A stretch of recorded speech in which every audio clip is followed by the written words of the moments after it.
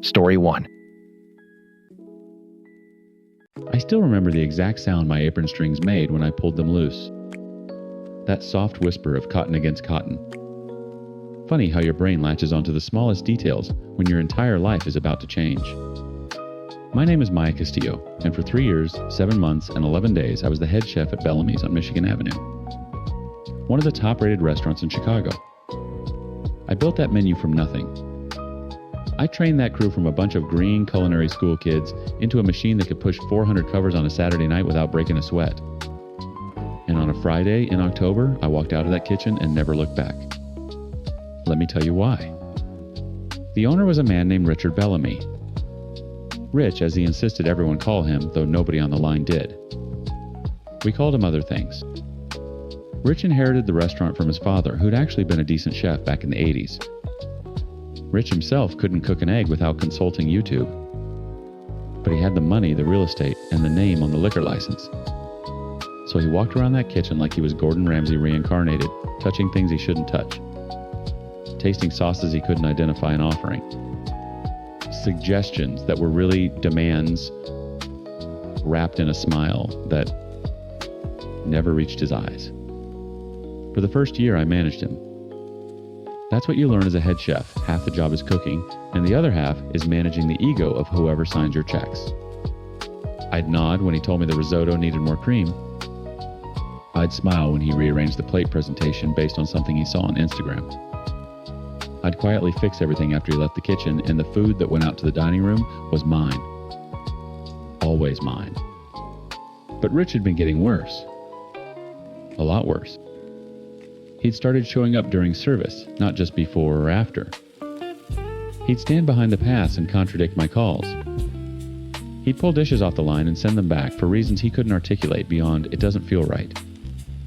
My sous chef Danny told me once that working under Rich felt like being a surgeon, while some guy who watched a few episodes of Grey's Anatomy kept grabbing the scalpel. The week before everything fell apart, Rich called me into his office. He wanted to change the lamb dish, our signature lamb dish, the one that had been written up in the Tribune, the one people literally reserved 2 weeks out to order. He wanted to swap the braising liquid from red wine to some high-end sake, because he'd been to a fusion place in LA and thought it was the future. I told him it wouldn't work with the flavor profile. I told him the rosemary and the sake would fight each other. I told him the dish was perfect the way it was. He told me to do it, or he'd find someone who would. So I did it.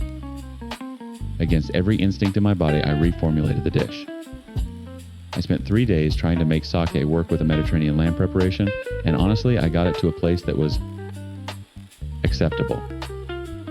Not great. Not the dish that made us famous, but acceptable.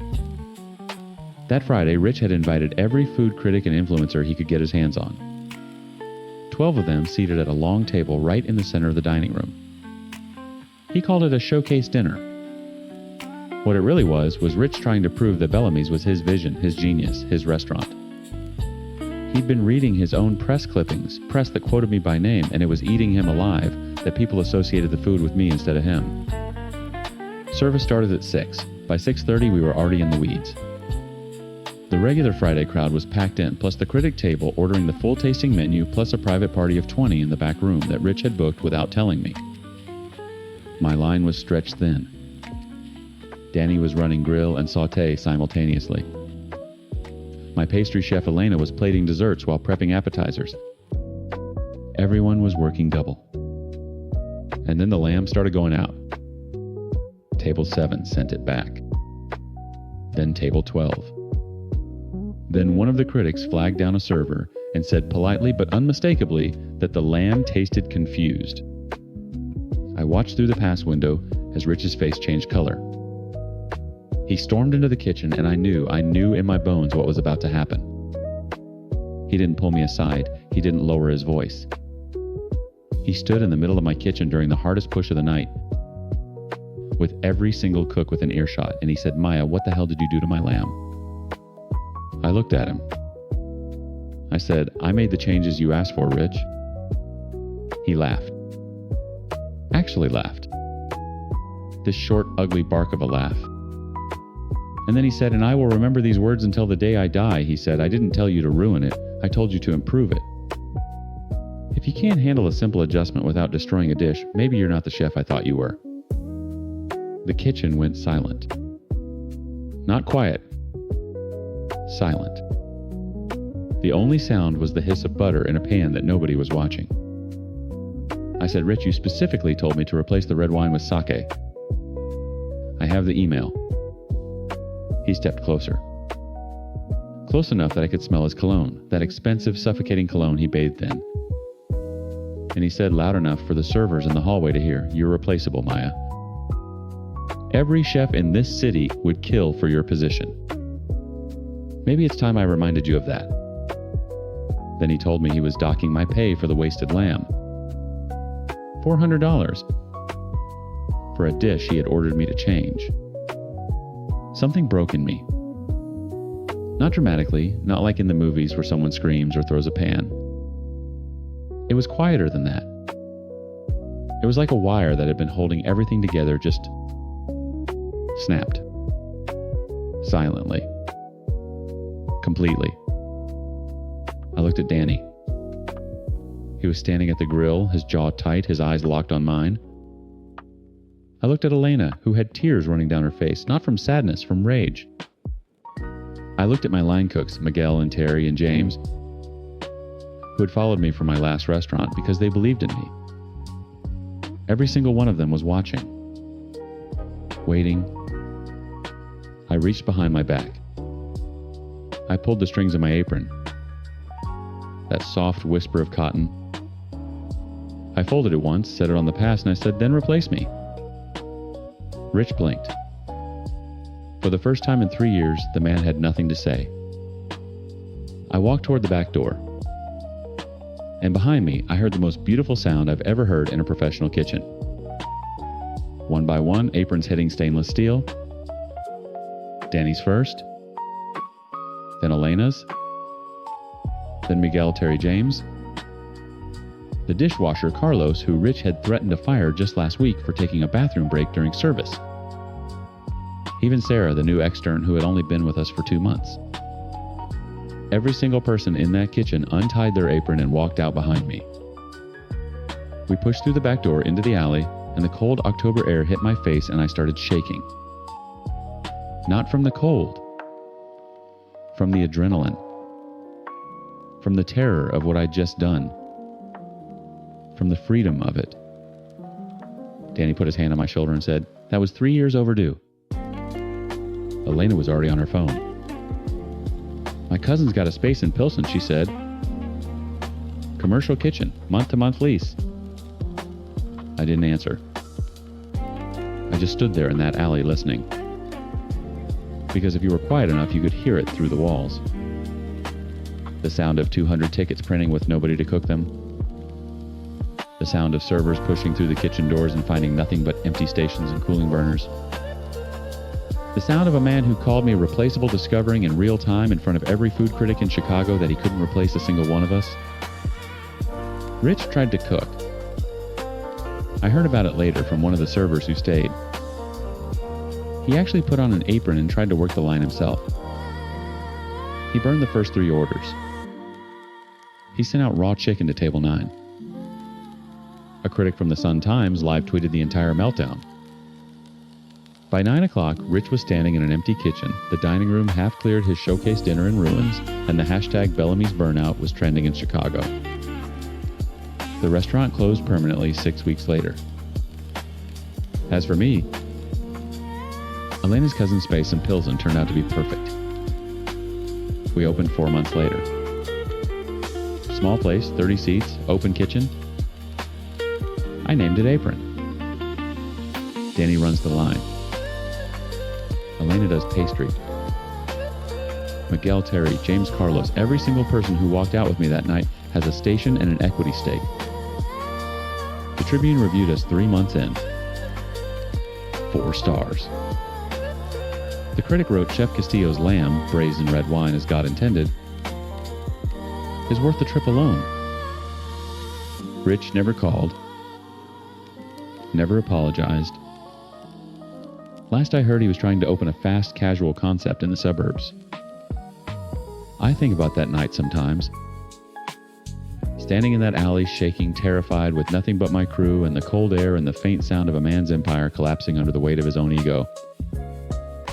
He told me I was replaceable.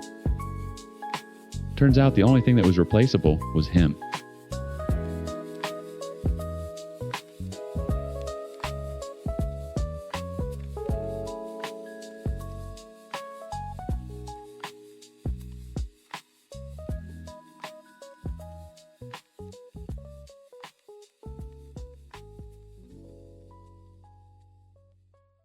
Story 2. I knew it was going to end badly the moment I saw her carry that dog up the front steps. A Belgian Malinois. 11 weeks old already, leggy and alert, ears too big for its skull, eyes scanning everything like a little soldier dropped behind enemy lines. And she's got it cradled in one arm, phone in the other, filming herself cooing at it while she fumbles with the lock to flat 2B. "Meet my new baby," she whispered to the camera. "His name is Ghost." I'm Dr. Margaret Hale, retired veterinarian. 41 years in practice, the last 15 specializing in behavioral cases. I've rehabbed police dogs, livestock guardians, fighting rescues with scars so deep you could fit your finger in them. I know what a Belgian Malinois needs. And I knew, standing at my kitchen window watching this 26-year-old woman in platform trainers wrestle a working line Malinois puppy through a door frame, that this animal was going to suffer. I just didn't know how much everyone else would suffer with it. Her name was Jade Elliston. At Jade Elliston on Instagram. 200,000 followers. Built on a foundation of London flat aesthetics. Morning routines involving matcha and the kind of curated vulnerability that makes people feel like they know you. She'd moved into our converted Victorian terrace in Lewisham about 8 months prior. Pleasant enough at first. Smiled in the hallway. Never took in her bins. The dog changed everything. Within 2 weeks, the howling started. Not barking. Howling. If you've never heard a Malinois in distress, it's not like other dogs. It's this deep oscillating wail that sounds almost human, like a child, calling out from somewhere you can't reach. It would start around 9 in the morning shortly after Jade left for whatever she did all day, and it wouldn't stop. Not for an hour. Not for 3. I timed it once. 7 hours and 43 minutes of near continuous vocalization. I sat in my garden with a cup of tea going cold in my hand, and I listened to every minute of it because I needed to know exactly what I was dealing with. The shared garden was the first casualty. Our terrace has a lovely communal space at the back, 6 flats worth of access with a little lawn area, some raised beds that Dennis from flat 1A tends with religious devotion, and a fence that separates us from the row behind.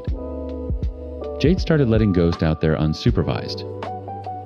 No lead, no recall training, nothing. Within a month, he dug up Dennis's entire potato crop, shredded the trellis, pulled the irrigation hose apart, and left it in pieces across the patio. He was bored out of his mind, you understand. A Malinois needs 2 to 3 hours of structured exercise and mental stimulation daily. Ghost was getting maybe 20 minutes of being walked to the nearest patch of grass so Jade could film him looking majestic, then back inside to stare at the walls of a 500 square foot flat. I knocked on her door. Polite. Professional.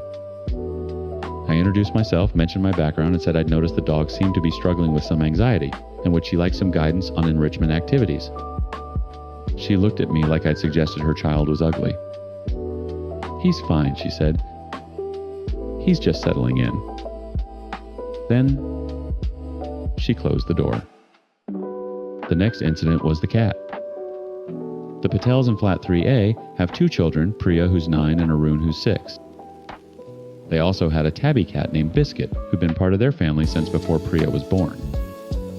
One Saturday afternoon in late March, Ghost was loose in the garden again. Biscuit was sunning herself on the wall. I heard the scream from inside my flat. By the time I got outside, Priya was on her knees in the grass holding what was left of Biscuit, and Ghost was standing 6 feet away with blood on his muzzle, tail up panting, completely aroused, not aggressive anymore, but still in that heightened drive state that makes a Malinois look like something from another planet. Jade wasn't home. Of course she wasn't home. I got Ghost back inside her flat using a piece of chicken from my fridge and a sliplet I keep by the door. Then I sat with Priya while her mother called her husband. The cat was dead. There was no ambiguity about it. That night I started the file. I documented everything. Timestamps. Photographs. Sound recordings of the howling with decibel readings from an app verified against my calibrated meter. Veterinary assessment notes on Ghost's visible condition, which I could observe from the garden, the pacing, the stereotypic circling, the obsessive licking of his own forelimbs that had started leaving raw patches. I spoke to every neighbor in the terrace and got written statements. Dennis.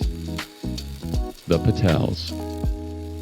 Young couple in 4B who worked from home and said the noise was destroying their mental health. Even the quiet woman in 1B who never complained about anything signed a letter. I submitted a formal complaint to the Borough Council's Animal Welfare Team, the Environmental Health Department, for the noise and the RSPCA. I CC'd our local counselor. I included 37 pages of evidence, and then I waited. The council sent someone round. Once. They knocked on Jade's door, she didn't answer, they left a card, and that was the end of their involvement for 6 weeks. The RSPCA said they'd investigate, but were stretched thin and couldn't give a timeline. Meanwhile, Jade posted a story. Some people in my building are trying to get my dog taken away because they don't like that I have a platform. This is targeted harassment. Ghost is my emotional support animal, and I will protect him with everything I have. 200,000 people saw that. The comments were a flood of validation. Stay strong, Queen. They're just jealous. Report your neighbors for harassment. She started a highlight reel called Ghost and Me that was nothing but carefully edited clips of the dog looking calm and happy lying on a velvet bed eating from a slow feeder bowl she'd clearly just purchased. Engagement. Through the roof. The Patels started getting anonymous messages on Facebook calling them animal haters. Dennis found a 1-star review on his small gardening business from someone who'd never used his services, referencing the man who wants to kill dogs. I received a letter from a solicitor. Jade had hired a lawyer. The letter accused me of a campaign of harassment and intimidation and threatened legal action if I continued to defame Miss Ellison's character and interfere with her lawful ownership of a registered companion animal. Most people would have stopped. I'm not most people. I've spent 4 decades advocating for animals who cannot speak for themselves. I've testified in court against puppy farms, against hoarders, against people who thought love was enough to justify neglect. I know the law. I know the Animal Welfare Act 2006 inside and out, and I know that what was happening to Ghost met the threshold for unnecessary suffering under Section 4 and failure to meet welfare needs under Section 9, so I escalated. I contacted a journalist at the South London Press who'd covered animal welfare cases before. I provided her with everything. Not the neighbor drama, not the Instagram nonsense. Just the evidence. The recordings.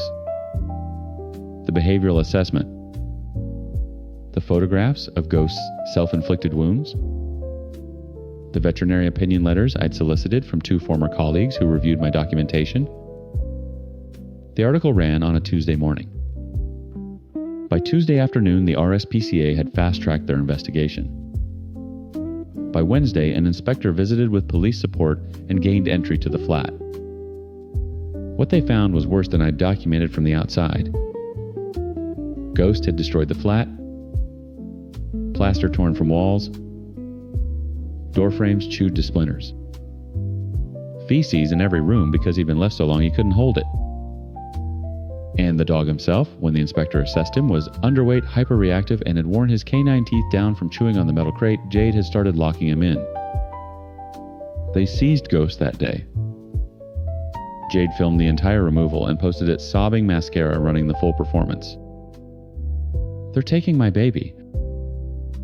They're taking my baby because I'm a woman with a voice and they can't handle it. It got 400,000 views. She gained 30,000 followers in 48 hours. But the council had already issued an improvement notice she'd ignored. The RSPCA had photographic evidence of conditions that couldn't be spun. And when the case went to magistrate's court 3 months later, Jade was found guilty of causing unnecessary suffering and failing to ensure the welfare of an animal in her care. She was banned from keeping animals for 5 years and fined £2,000. She posted about the verdict too. Called it a miscarriage of justice. Started a GoFundMe for her legal defense that raised £11,000 before the platform took it down. Ghost was rehomed through a specialist Malinois rescue to a handler in Kent who works search and rescue dogs. I visited once about 4 months after the rehoming.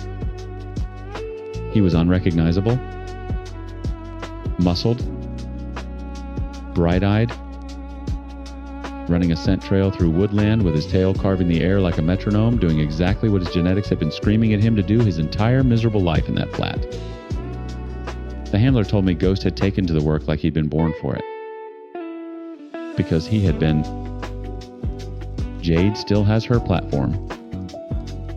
She rebranded slightly, dropped the dog content, pivoted to healing journey posts, and sponsored wellness retreats. Last I checked, she was up to 280,000 followers. Priya Patel still sometimes sits in the garden and looks at the wall where Biscuit used to sun herself. And I still live next door to Flat 2B. It's occupied by a quiet young man who works in IT and owns no pets. The garden has recovered. Dennis replanted his potatoes. But some things don't grow back.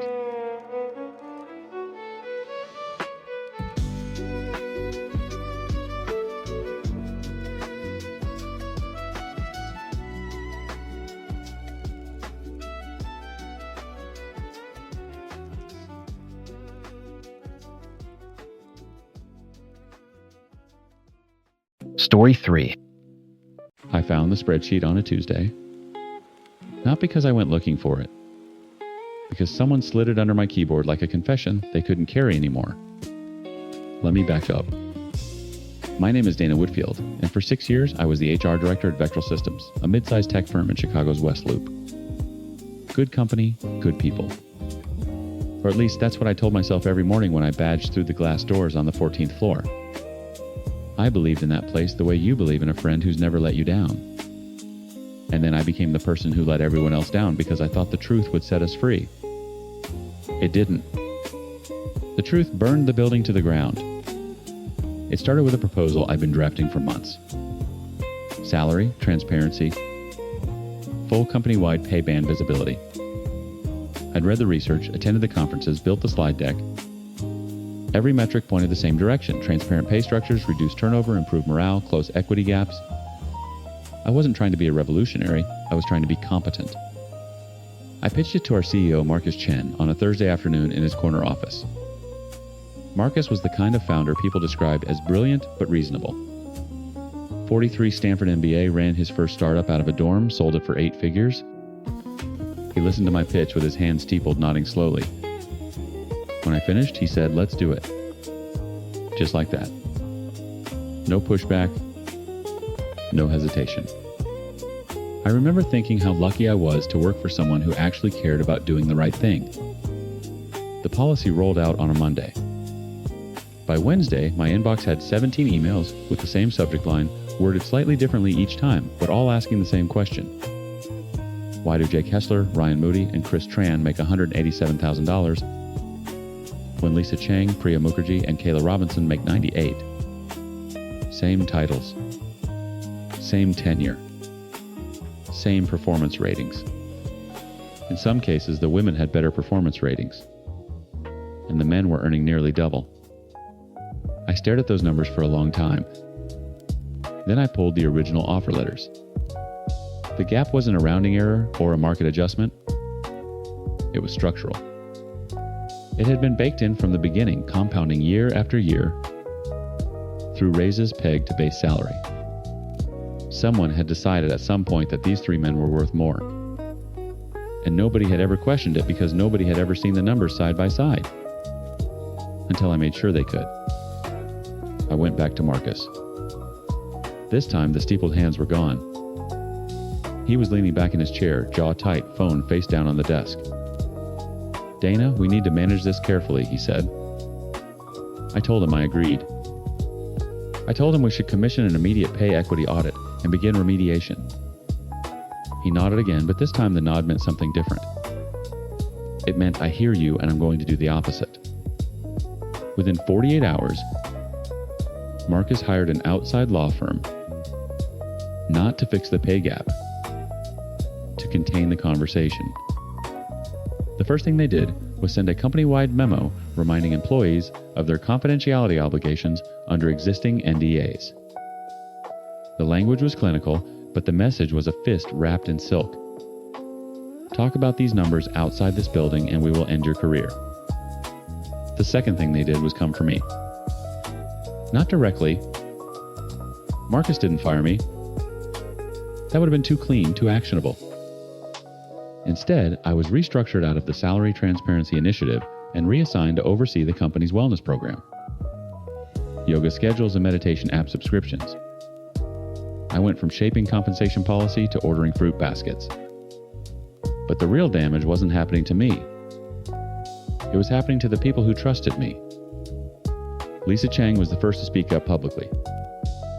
She posted in the company's Slack channel, not the numbers themselves, just a question. "Can leadership explain the methodology behind our current pay bands? Reasonable? Professional?" Within an hour, her Slack access was restricted to her direct team channels only. Her manager told her it was a system migration issue. Priya went further. She organized an informal lunch meeting with 8 other women in engineering. They talked. That's all. They sat in a conference room and talked about what they'd seen. The next week, Priya's annual review, which had been glowing in draft form, I'd seen it myself, was revised. Her rating dropped from exceeds expectations to meets expectations. One word change that would cost her $15,000 in bonus and tank her promotion timeline. Kayla Robinson, the quietest of the three, didn't say anything publicly at all. She just started updating her LinkedIn. Marcus noticed. He had someone monitoring their social media. I found that out later, and it still makes my stomach turn. Kayla was pulled into a one-on-one with the VP of engineering and told that her commitment to the team was being evaluated. She cried in the bathroom for 20 minutes. I know because I was the one who found her there. Friendships fractured along fault lines I never saw coming. Jake Hessler, one of the overpaid engineers, had been close friends with Lisa for 3 years. They carpooled, their kids played together on weekends. After the numbers came out, Jake stopped responding to Lisa's texts. Not because he was angry at her, but because Marcus had privately told the 3 men that any association with the disruptive elements could jeopardize their positions too. He weaponized their guilt and their fear simultaneously. The worst part, Marcus wasn't doing any of this with malice. I truly believe that. He was doing it with math. Vectrol was 8 weeks away from closing a Series C funding round, $42 million. The lead investor had already flagged organizational stability as a key diligence item. In Marcus's mind, every conversation about the pay gap was a conversation that could crater the deal. Every employee who spoke up was a liability measured in millions. He wasn't punishing people for seeking justice. He was punishing them for threatening his spreadsheet. And then there was Owen. Owen Park. 29 years old. Payroll analyst. The kind of guy who ate lunch at his desk and wore the same 3 button-downs in rotation. Owen had been at Vectrol for 2 years, and I doubt Marcus could have picked him out of a lineup. But Owen had access to everything. Every salary, every adjustment, every backdated change, the legal team had quietly pushed through in the weeks after the transparency policy launched. They'd been altering records. Not the published pay bands, those were already out, but the internal justification memos. The ones that would show in black and white that the pay disparities had no defensible basis. The legal team was building a paper trail after the fact manufacturing performance differentiations that didn't exist 3 months ago. Owen saw all of it. And Owen made a copy. He came to me on a Friday evening after everyone else had left. He stood in my doorway holding a flash drive like it was a grenade with the pin pulled. "I don't know what to do with this," he said. His voice was barely above a whisper. I looked at that flash drive. I thought about Marcus. I thought about Lisa and Priya and Kayla. I thought about my own career, which was already circling the drain. I thought about the Series C and the $42 million and the 200 employees whose jobs depended on that money. And I thought about the fact that none of those jobs were worth anything if the foundation they stood on was a lie. I told Owen to send it to the Department of Labor and to the Tribune and to keep a copy with his attorney. The story broke on a Wednesday. By Friday, the lead Series C investor pulled out. By the following Monday, Marcus was on a damage control tour, calling it a disgruntled employee leak and promising an independent review. The independent review confirmed everything Owen's spreadsheet showed. Marcus wasn't indicted. He wasn't arrested. He resigned with a golden parachute worth 2 years of salary and a non-disparagement clause. That means he'll never have to answer for any of it publicly. The board appointed an interim CEO who quietly remediated the pay gaps over the next 6 months. Lisa, Priya, and Kayla got their raises. They also got settlements. The NDAs were voided as part of a consent decree with the EEOC. Owen Park left the company 3 months later. Took a job at a nonprofit. Makes less money, sleeps fine. I was offered my old position back. I declined. Because here's what nobody tells you about doing the right thing inside a system that rewards silence. The system survives. It always survives. It just sheds the people who tried to fix it and grows new skin. Marcus is advising another startup now. The board members who enabled him sit on 3 other boards. The law firm that doctored those memos still has Vectral's account. And somewhere in some other company, in some other glass tower, another HR director is building a slide deck about transparency, believing the way I once believed, that the truth is enough. I hope she's right. But I'd tell her to find her Owen first.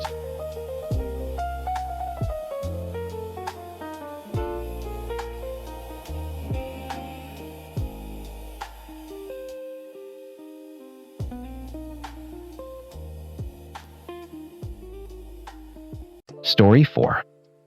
I retired to Suffolk to live quietly, to tend my garden, walk my border collie, and finally stop counting the days until Friday.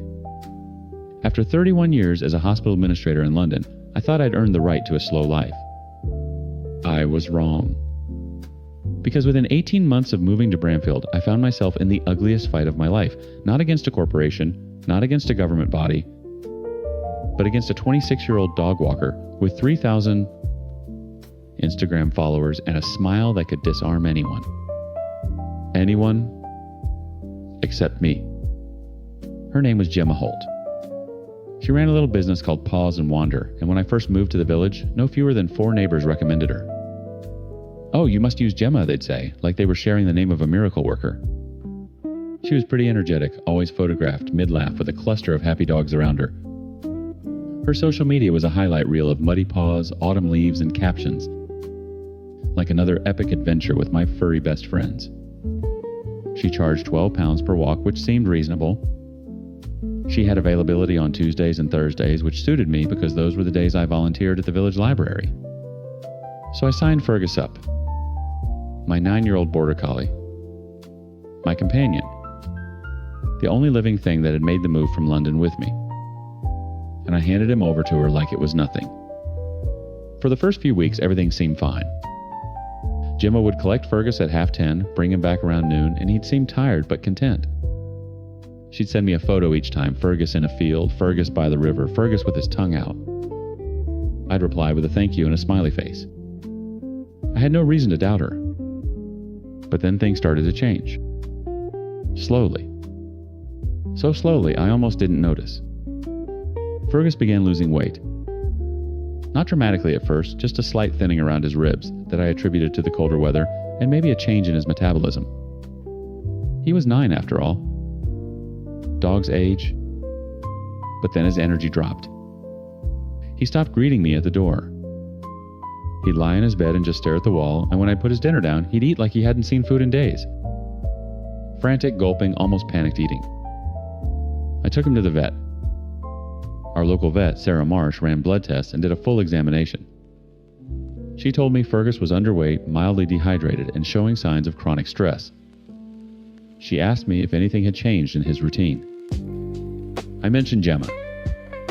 Sarah's face did something subtle, a tightening around the eyes, a pause before she spoke. She said, "You're not the first person to mention her name in here this month." That sentence changed everything.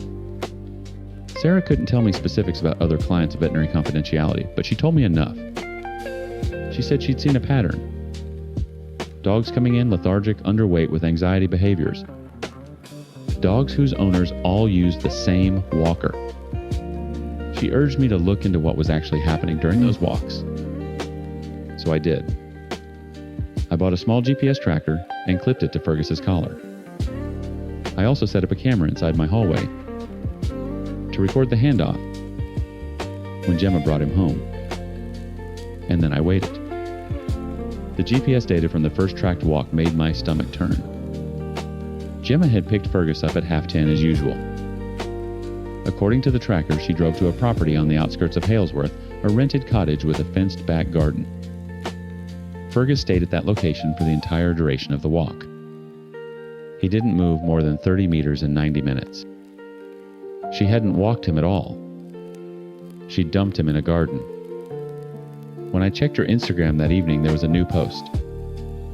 A photo of Fergus, clearly taken on a different day because the background was summer green and it was now November, with the caption, "Fergus absolutely smashed his woodland adventure today, 12 likes. 4 heart eye emojis.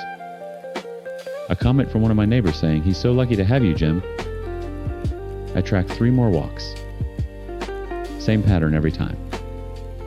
She'd collect the dogs, sometimes 5 or 6 at once, drive them to that cottage and leave them in the garden. No walking, no stimulation, no fresh water as far as I could tell. The dogs just sat there. And then she'd post old photos recycled from better days, and everyone would coo and comment and never question a thing. I also noticed something on the hallway camera.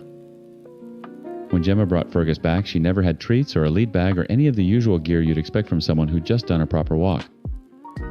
She'd hand him over quickly, flash that smile, and leave. Fergus would walk straight past me to his water bowl and drink for a solid minute. Every single time. I compiled everything. GPS logs, timestamp photos, the vet's assessment, the camera footage. I put it in a folder because that's what 31 years of administration does to you. It makes you a compiler of evidence, and I called Gemma and asked her to come to my house. She arrived on a Thursday afternoon, all smiles, wearing one of her branded Paws and Wander fleeces. I sat her down at my kitchen table and I laid it out. Calmly. Factually. I showed her the GPS data. I showed her the vet report. I showed her the recycled photos. I told her I was terminating her services immediately and that I intended to inform her other clients. The smile didn't just fade. It was replaced by something I wasn't prepared for. Her eyes went hard. Not embarrassed, not ashamed, not even defensive in the way you'd expect from someone caught in a lie. She looked at me like I was an obstacle. A problem to be managed. She said very quietly, "You don't want to do this, Margaret." I told her I absolutely did. She stood up, took her phone out and said, "You have no idea what I can do." Then she left. Within 48 hours, my life in Bramfield became unrecognizable. Gemma posted a long, tearful video on her Instagram and Facebook accounts, claiming that a bitter, lonely retiree in the village was spreading malicious lies about her business because she'd refused to give a discount. She didn't name me directly, but in a village of 800 people, she didn't need to. She described my house. She described Fergus. She said I'd threatened her and that she was shaking and scared for her safety. The comments section was a wildfire. People I'd never met called me a bully, a Karen, a jealous old woman with nothing better to do. One person said I should have my dog taken away. Another said they hoped I'd get what was coming to me. 3 of my neighbors, people who'd recommended Gemma to me in the first place, stopped speaking to me. One of them, a woman named Diana, who I'd considered a friend, left a note in my letterbox that said, "You should be ashamed of yourself." I tried to share my evidence. I posted the GPS data and the vet's report on the village Facebook group. My post was deleted within an hour by the group administrator, who, as it turned out, was Gemma's aunt. I contacted the other dog owners directly. Most of them didn't want to hear it. 2 of them told me their dogs were fine. One woman, a quiet, nervous person named Helen, admitted she'd had similar concerns but said she was too frightened of the backlash to say anything publicly. Gemma had built something more powerful than a dog walking business. She'd built a brand, and that brand was her shield. Anyone who challenged it became the villain. But I am not someone who backs down when animals are suffering. I reported Gemma to the RSPCA with my full evidence file. I reported her to the local trading standards office for fraudulent advertising. I contacted the Suffolk Gazette, and a young reporter named Chris agreed to investigate. I also found 4 other former clients, people who'd quietly stopped using Gemma months ago, who were willing to speak on the record once they knew they weren't alone. Helen was one of them. Her elderly spaniel had lost nearly 3 kilos under Gemma's care. The newspaper story ran in February. It was thorough, fair, and devastating. GPS evidence. Veterinary statements from Sarah Marsh and 2 other vets. Testimonials from 5 former clients. Before and after photos of the dogs. Gemma tried to fight back online, but the tide had turned. People could see the data. They could see the weight loss charts. They could see the timestamps proving the walks never happened. Her follower count dropped. Her Google reviews filled with 1-star ratings. 2 weeks after the article, the RSPCA confirmed they were investigating.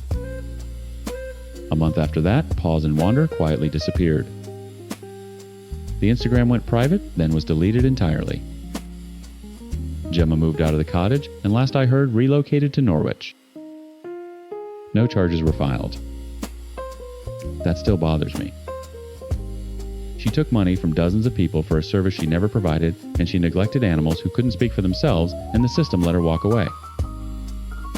But Fergus is better now. He's put the weight back on. He greets me at the door again. He eats his dinner at a normal pace, without that awful desperation. I walk him myself now every single day, rain or shine. My knees ache and my hip complains, but I don't care. Diana eventually apologized. I accepted it, but something between us is broken, and we both know it. The thing I keep coming back to is how easy it was. How easy it was for a charming person with a good camera and a warm smile to build a lie that an entire village believed. How quickly people turned on evidence because it contradicted someone they liked. I'm 73 years old, I've seen a lot. But I'd never seen anything quite as cold as a young woman posting a smiling photo of my starving dog and captioning it with a heart emoji. Fergus deserved better. They all did. And if being the village villain was the price of making sure he got it, then I'd pay it again tomorrow.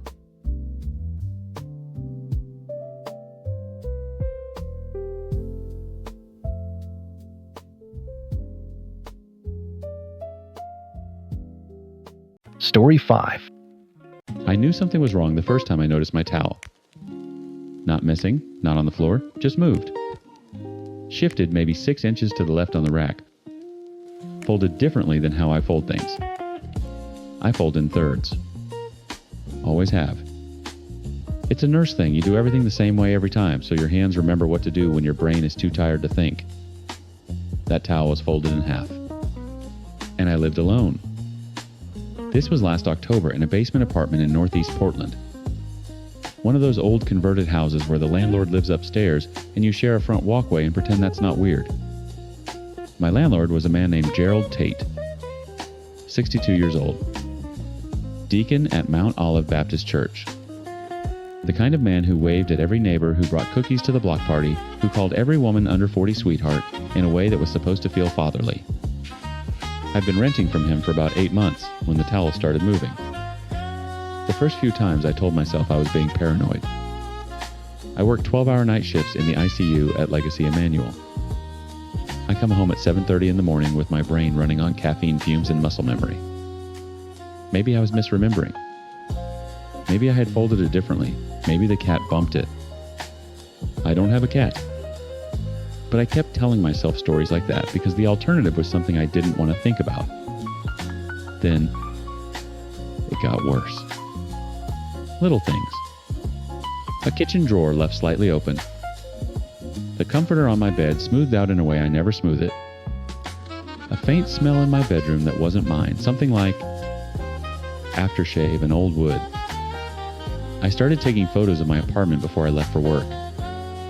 I'd line up my shoes by the door, arrange the pillows a certain way, leave a pen at a specific angle on the counter. And when I came home, things were different. Not trashed, not ransacked, just touched. Gently, carefully, methodically disturbed. Like someone was living in my space while I was gone and trying to put everything back exactly the way they found it. Almost succeeding. I told my coworker Danielle about it during a break one night. She didn't hesitate. She said, "Buy a camera, today. Don't tell anyone. Don't confront anyone. Just buy the camera and see what you're dealing with." So I did. $29 on Amazon. A little white motion-activated camera the size of a golf ball. I stuck it on my bookshelf between 2 textbooks pointed at my bedroom door. I connected it to an app on my phone. And I went to work. The first alert came at 11:14 in the morning. I was trying to sleep in the on-call room because I picked up a double. My phone buzzed. Motion detected. I opened the app and watched a live feed of Gerald Tate walking into my bedroom. He was wearing a flannel shirt and khakis. He moved slowly, casually, like a man walking through his own house. Because in his mind, I think that's exactly what it was. His house, his property, everything in it belonging to him. He went straight to my dresser. Second drawer. My underwear drawer. He opened it and started going through it piece by piece, holding things up, running the fabric between his fingers. I sat there in that on-call room with my hand over my mouth and my heart slamming against my ribs. I couldn't breathe. I watched him for 4 minutes and 12 seconds. I know the exact time because the app time stamps everything. After the drawer, he walked to my bed. He pulled back the comforter, lay down on my side, pressed his face into my pillow, and stayed there for almost 10 minutes. Just lying there. In my bed. Breathing into the place where I sleep. Then he got up, straightened the comforter, not quite right, never quite right, and walked to my nightstand. I kept my journal there. A spiral-bound notebook where I wrote down things I couldn't say out loud. Thoughts about my divorce. About my mother's death. About a miscarriage I had 3 years ago that I hadn't told anyone about. Private things. Sacred things. He opened it. And he took photos of the pages with his phone. Page after page after page. Reading my deepest grief like it was a magazine in a waiting room. I watched all of this happen in real time lying on a cot in a hospital basement. Completely frozen. Over the next 2 weeks, I kept the camera running. I collected footage. He came into my apartment 11 times in 14 days. The pattern was always the same. Drawer, bed, journal. Sometimes he'd open my medicine cabinet. Sometimes he'd sit at my kitchen table and just look around, like he was soaking it in. Once, he brought a coffee mug from upstairs and drank from it while sitting on my couch. He always used his master key. He never rushed. He never looked nervous. He moved through my apartment with the confidence of a man who had been doing this for a very long time and had never once considered the possibility of getting caught. I saved every clip. I backed them up to the cloud to a flash drive and to Danielle's email. And then I decided to confront him. I know now that was a mistake, not because of what happened, but because of what he said to me and how close I came to believing it. It was a Saturday afternoon. I knocked on his door. He answered with a smile, called me sweetheart, asked if the hot water was working okay. I held up my phone and pressed play on the most recent video. I watched his face change. Not into fear, not into shame, into something cold and calculating like a chess player, recognizing a move he hadn't anticipated. He looked at the screen for about 10 seconds. Then he looked at me, and he said very calmly, very quietly, "Who do you think people are going to believe, you or me?" I didn't say anything. He kept going. I've been at Mount Olive for 31 years. I built the youth center. I organized the food pantry. Pastor Davis is my closest friend. You've been in this neighborhood for 8 months. You're a single woman who works nights. You think anyone's going to take your word over mine? He wasn't yelling. That was the worst part. He was explaining, patiently, like he was teaching me how the world worked, like he felt sorry for me for not already knowing. You can show that video to whoever you want, he said. I'll tell them you doctored it. I'll tell them you invited me in. I'll tell them you've been erratic, paranoid, making complaints. I'll tell them you're troubled. He paused. And they'll believe me, because they always do. I walked back downstairs. I sat on my couch, the same couch he'd been sitting on, and I cried for an hour. Not because I was scared, because some part of me believed him. Some part of me thought he was right. That a man with 31 years of social capital and a church full of character witnesses could make me disappear.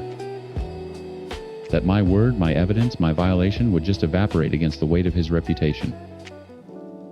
I believed that for about 3 days. And then I got angry.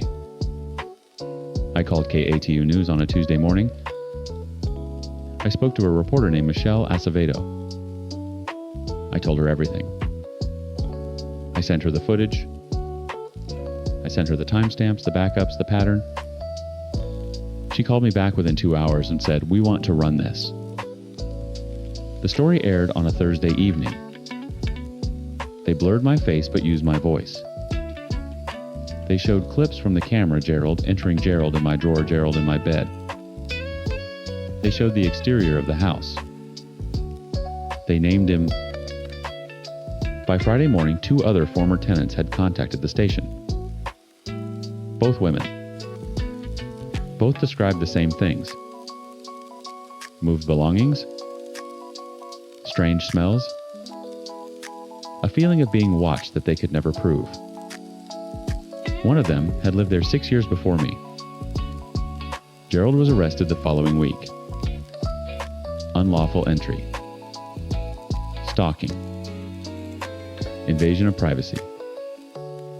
The church released a statement saying they were shocked and saddened and that Gerald had stepped down from his position. Pastor Davis did not return calls for comment. I moved out the day after the arrest.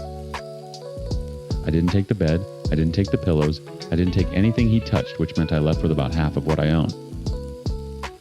I'm in a new apartment now. 2nd floor. Deadbolt and chain. I still check the towels every time I come home. I still take photos before I leave. Gerald Tate is out on bail. His trial is in March. His lawyer has already filed a motion arguing the camera footage was obtained without his consent. which means a man who entered my home without my consent, touched my things without my consent, lay in my bed without my consent, and photographed my private grief without my consent, is now arguing that his privacy was violated. He told me no one would believe me. 11 million people watched that news segment. I think they believed me just fine.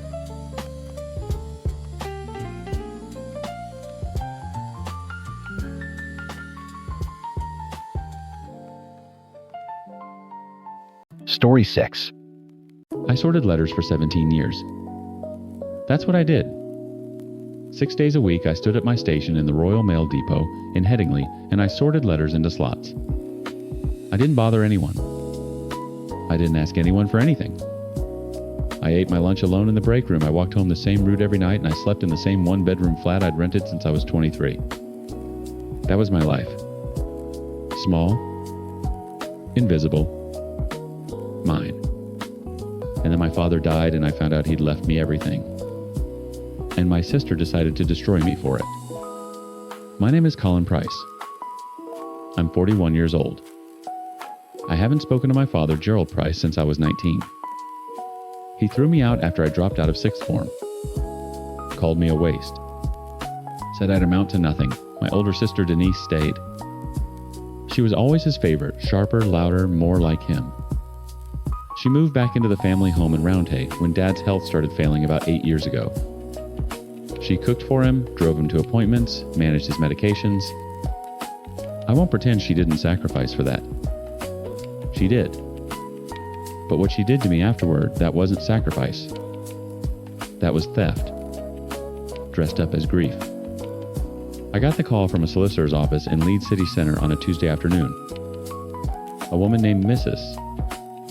Hargreaves told me Gerald Price had passed away 11 days earlier, and that I was named as the primary beneficiary in his last will and testament, dated 14 months before his death.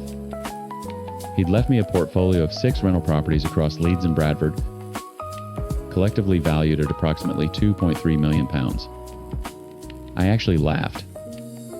I thought it was a scam.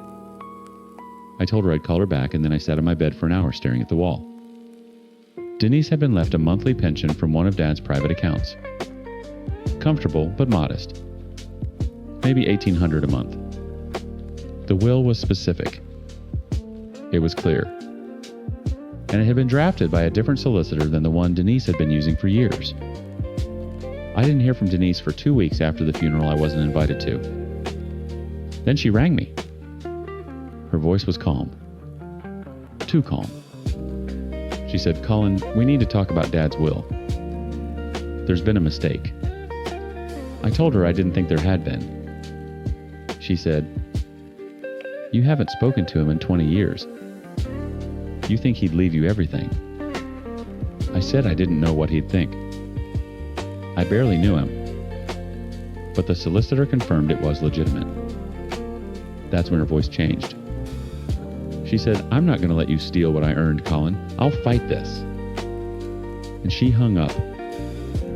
3 weeks later, I received a formal letter from a probate solicitor named Marcus Hale representing Denise Price. The letter stated that my sister was contesting the will on the grounds that I lacked the mental capacity to manage a significant estate, and that the inheritance should therefore be placed under a trust administered by Denise. Attached to the letter were photocopied excerpts from what appeared to be psychiatric records from when I was 16 and 17. They described episodes of severe dissociation, paranoid ideation, and a recommendation for inpatient assessment. I read them 3 times. My hands were shaking. Not because they were true, because they weren't. I'd seen a school counselor twice after my parents separated. That was it. I was a quiet teenager. Shy. Withdrawn, maybe. But I was never psychiatrically assessed. I was never diagnosed with anything. Those records had been altered. Someone had taken fragments of real documents, my name, my NHS, number dates that roughly matched, and built a fiction around them. A convincing one. I hired my own solicitor, a woman named Priya Anand, who practiced family and inheritance law out of a small office near the Corn Exchange. She was blunt. She told me that capacity challenges in probate cases were more common than people think, and that if Denise's solicitor could get a judge to order a psychiatric evaluation, the burden would shift to me to prove I was competent. It doesn't matter that you are, Priya said. It matters what a court-appointed psychiatrist writes in a report after a 2-hour session. She also told me something that made my stomach drop. She said the manipulated records, if submitted as evidence, could be enough to get a temporary injunction freezing the estate, meaning I couldn't touch anything while the case dragged on. Months. Maybe over a year. I couldn't sleep. I'd lie awake running through it. 17 years of sorting letters and keeping to myself, and now my own sister was trying to have me declared mentally unfit because our father, the man who threw me away, had decided at the end of his life that maybe he owed me something. I started pulling together everything I could. My GP records, my employment history, references from my supervisor at Royal Mail. 17 years, not a single disciplinary issue. I'd never been hospitalized, never been arrested, never even had a parking ticket. I was boring. Aggressively, relentlessly boring. And Denise was trying to turn that into evidence of dysfunction. Then Priya found something. She'd requested the full provenance of the psychiatric records Denise's solicitor had submitted. The originals were supposed to come from the Leeds Community Mental Health Archive, but when Priya's paralegal followed up, the archive had no record of me ever being a patient. None.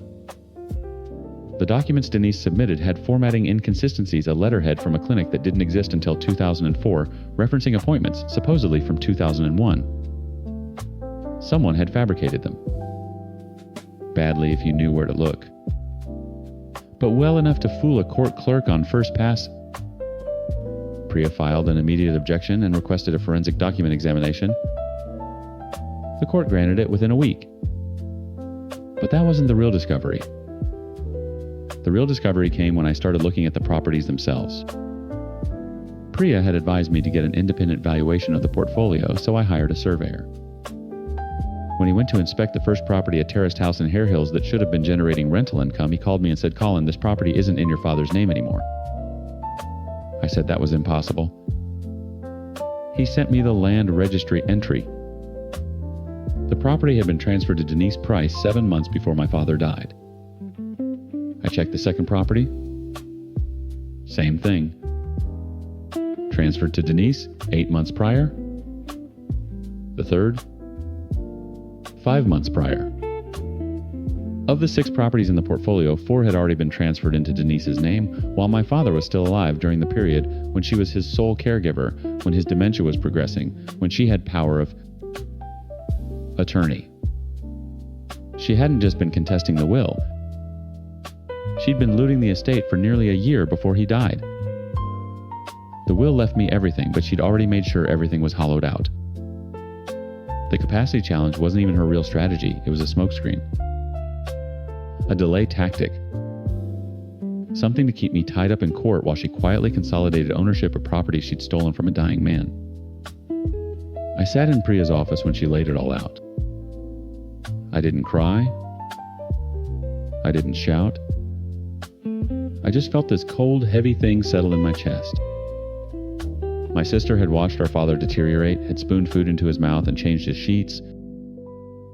And while she was doing that, she was forging his signature on transfer documents or coercing him into signing them.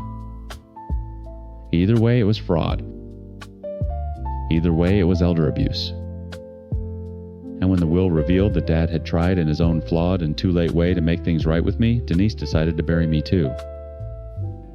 Priya reported the asset transfers to the police.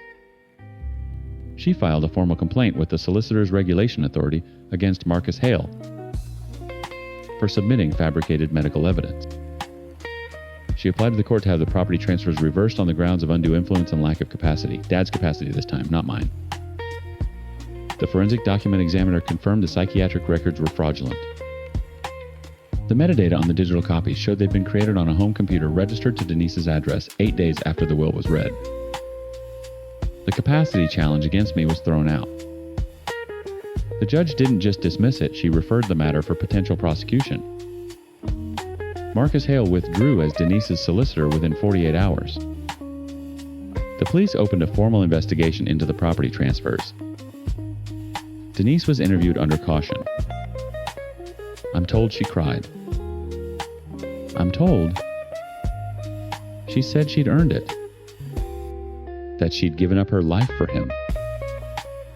Maybe she had. But she hadn't earned the right to erase me.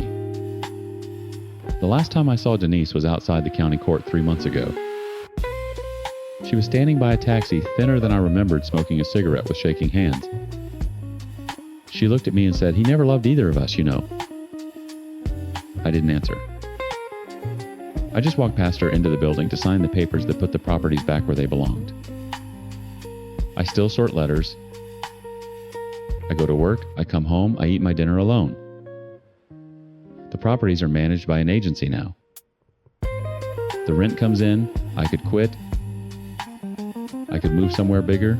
I probably will eventually. But right now, I just need things to be quiet again. I spent my whole life being no one, and my own sister tried to use that against me. Tried to convince a court that being quiet meant being broken. It doesn't. It just means I learned a long time ago that the people who are supposed to protect you are usually the ones you need protecting from.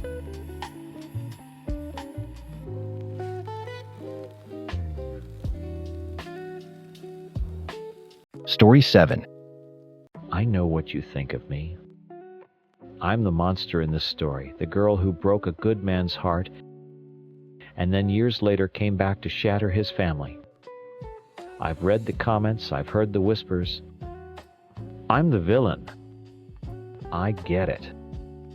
But before you write me off completely, just let me explain my side. I'm not asking for forgiveness, just maybe a little understanding. My life didn't start the day I met my boyfriend's brother. It started years before that when I met my ex, Alex. I was 19. He was my first everything. First real love, first person I thought I'd spend my life with. Our relationship was like a movie for the first couple of years. We were inseparable, that annoying couple who finished each other's sentences. But 4 years is a lifetime when you're that young. The person I was at 19 wasn't the person I was at 23. I started to feel trapped. Not by him exactly, but by the idea of us. It was this perfect little box everyone had put us in, and I was suffocating inside it. He was talking about rings and white picket fences, and all I could think about was how to get some air. I didn't know how to tell him I was drowning. I didn't have the words or the courage to say, "I love you, but I'm losing myself." He was a good man. He didn't deserve that. So I did something awful instead. I cheated. It wasn't just once. It was a pattern. A secret, ugly part of my life that I kept hidden. It was a cowardly, self-destructive way to sabotage the life I didn't know how to escape. I was desperate for a way out, and instead of walking through the door, I lit the whole house on fire. When he finally found out, the explosion was even worse than I'd imagined. The look on his face is burned into my memory. The shame I felt was suffocating, and I deserved every ounce of it. I had become a person I didn't recognize, someone I hated. The breakup in 2017 wasn't just the end of a relationship. It was rock bottom for me. I spent the next few years picking up the pieces. I went to therapy, a lot of it. I had to take a long, hard look at that girl, the liar, the cheat, and figure out why she did what she did. It wasn't pretty. I learned about my insecurities, my fear of confrontation, my deep-seated need for validation that made me look for it in all the wrong places. It was hard work, painful work, but I did it. I promised myself I would never, ever be that person again. I built a new life, a new career, and a new sense of self-worth that didn't depend on anyone else. 5 years passed. 5 years of being single, of working on myself, of becoming someone I could finally be proud of. Then one night I walked into a bar with some friends, and it felt like the universe was playing a sick joke on me. Across the room I saw him. Not Alex, but his younger brother Liam. He looked so much like Alex, but different too. Softer around the eyes. My first instinct was pure panic. I wanted to turn around and run, pretend I never saw him. But the person I was, now the one I'd worked so hard to become, knew I couldn't.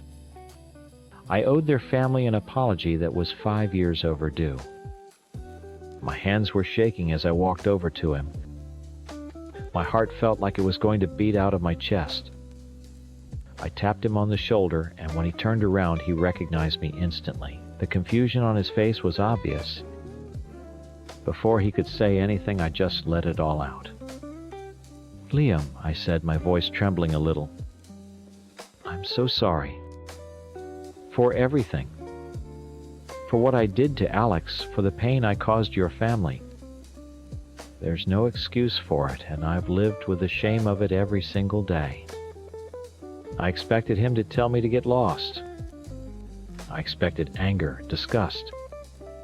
I never ever expected what happened next." He just looked at me for a long moment and said, "Thank you for saying that. Do you want to sit down?" We talked for hours. It was the strangest, most comfortable conversation I'd ever had. He didn't look at me like I was a monster. He asked me about my life now, about the therapy. He told me he'd always wondered what happened, that Alex never really talked about it beyond the raw facts. For the first time, I felt like someone saw me, the person I was today, not the ghost of the girl I used to be. We started talking regularly after that. Just text. At first, then calls. We both tried to fight it. We knew it was complicated, a horrible, messy idea. But the connection was real. He was kind and funny and smart, and he saw the good in me that I was still struggling to see in myself. It wasn't about Alex. It was never about Alex. It was about Liam. I fell in love with him genuinely and completely. After 6 months, we knew it was serious. We also knew we couldn't hide it forever. Liam was the one who said he had to tell Alex.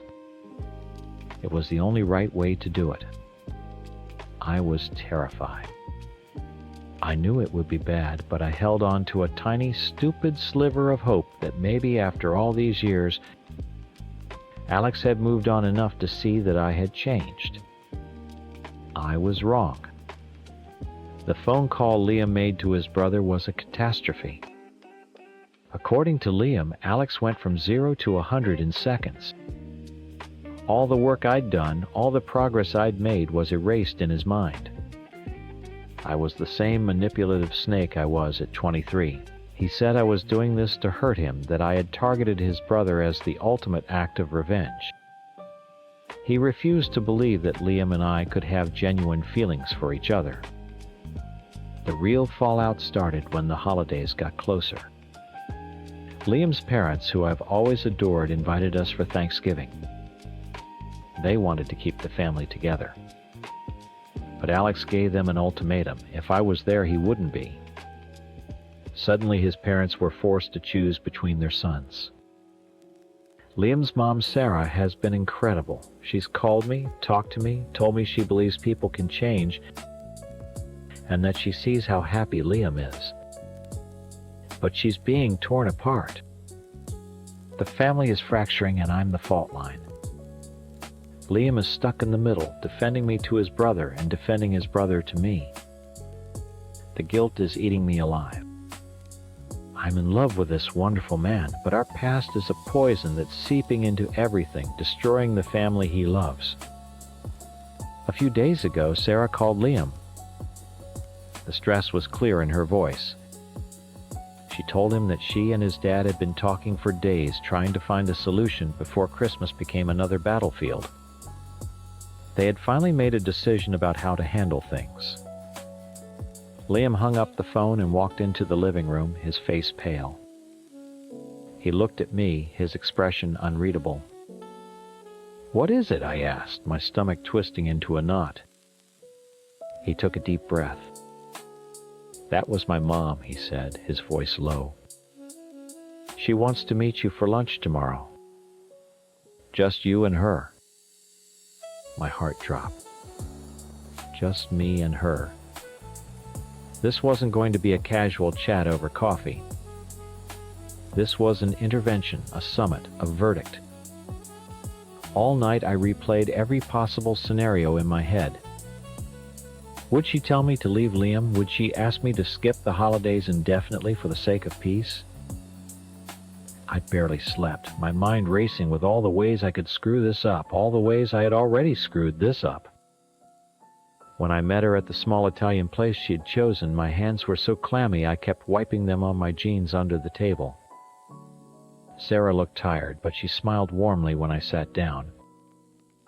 It was the kind of smile that didn't quite reach her eyes. We made small talk about work, the weather, all the meaningless things you say when you're both avoiding the one thing you need to talk about. Finally, after the waiter brought our drinks, she folded her hands on the table and looked right at me.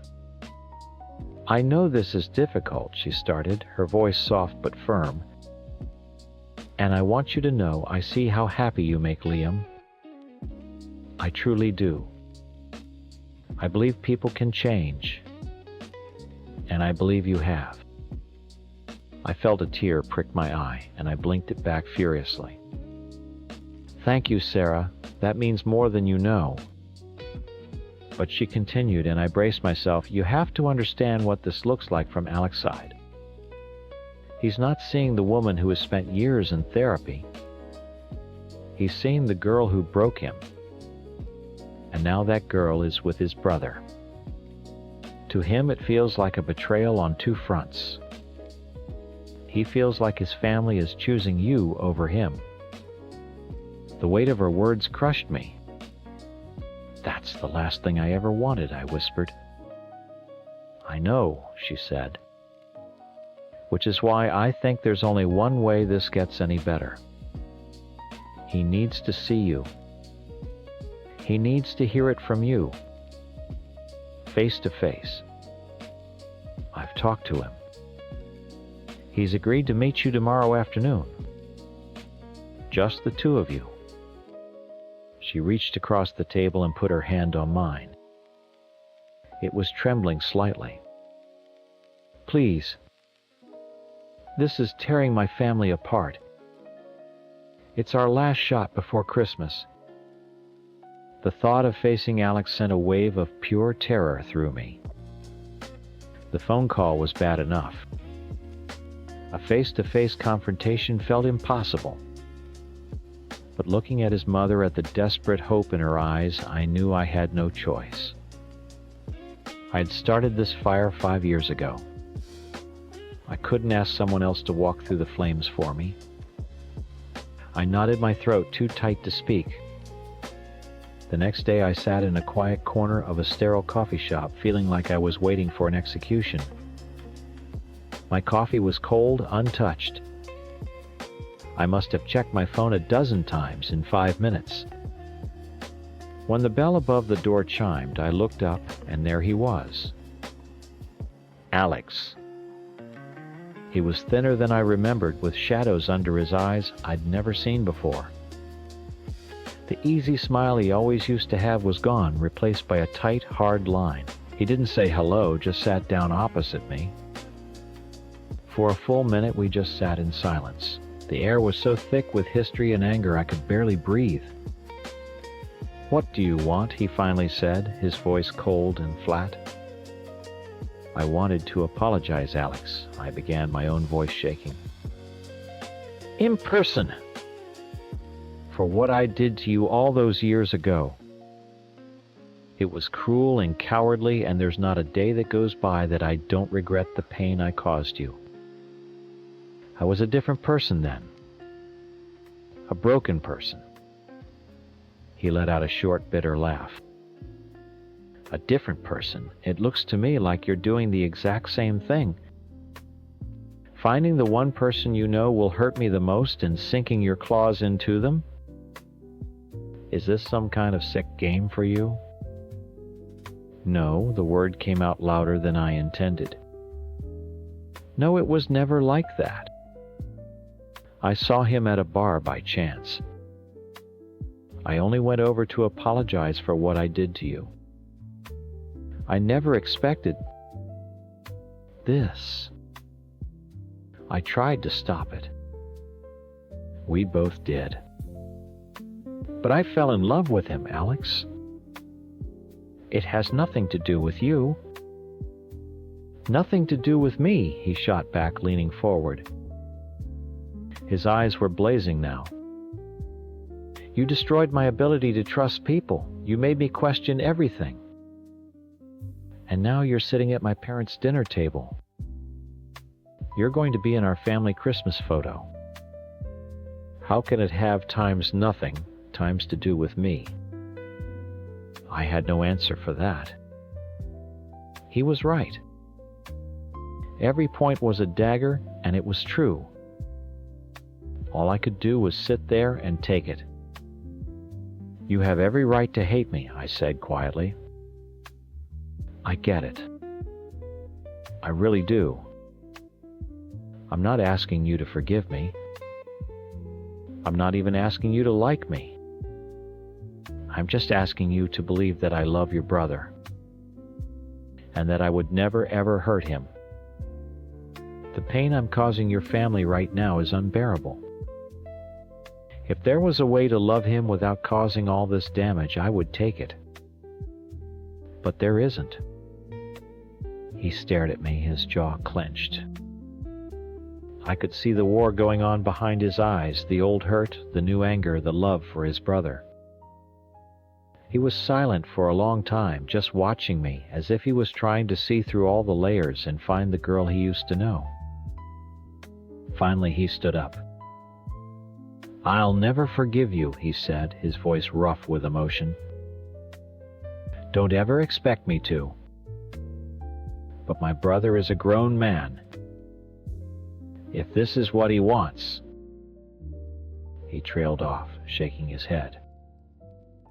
Just don't break him like you broke me, because I won't let you do it twice. And with that, he turned and walked out, leaving me alone at the table, shaking. I cried the whole way back to my apartment. When Liam opened the door, I just fell into his arms. I told him everything Alex said, every painful true word. He just held me, stroking my hair, letting me get it all out. He wasn't angry at his brother. He was just sad for everyone involved. Later that evening, Sarah called. Alex had spoken to her. He told her he was coming to Christmas. He wouldn't talk to me, he wouldn't acknowledge me, but he would be there. He wasn't going to make his parents choose anymore. It wasn't a victory, not really. It was a ceasefire. A cold, bitter truce held together by the love everyone in that family had for each other, a love that I was now precariously attached to. So here I am. Christmas is next week. I'm going to my boyfriend's family home, and his brother, my ex, will be there. I'm not the monster of the story anymore, but I'm not the hero either. I'm a ghost at the feast. A reminder of a past that everyone is trying to move on from. Redemption isn't a single moment of forgiveness. It's not about someone else telling you that you're a good person now. I've learned it's about showing up every day and living with the consequences of who you used to be. I broke this family in a way. And now my penance is to sit in the broken home I created with the man I love, and hope that over time my presence can help patch the cracks, instead of shattering the whole thing all over again. Story 8. I know what you all think of me. I'm the wedding planner who almost ruined a bride's big day. The incompetent, unprofessional mess who got fired a week before the wedding. I've seen the comments. I've heard the whispers. My business is probably finished, and honestly, maybe it should be. But I just want to explain my side. Not for forgiveness, just for a second of understanding. Before all this, I was sober. I had been for years. I had built a business from nothing, one that I was proud of. Then the pandemic hit. It was like watching my entire life's work get washed away in slow motion. Every cancellation call felt like a punch to the gut. The savings drained, the phone stopped ringing, and the silence in my apartment got louder and louder. That old familiar screaming in my head started up again. A tiny voice that said times, "You're not good enough, you're going to fail, you're a fraud." Asterisks. I started small. A pill to help me sleep. Just one. Then another to stop my hands from shaking in the morning.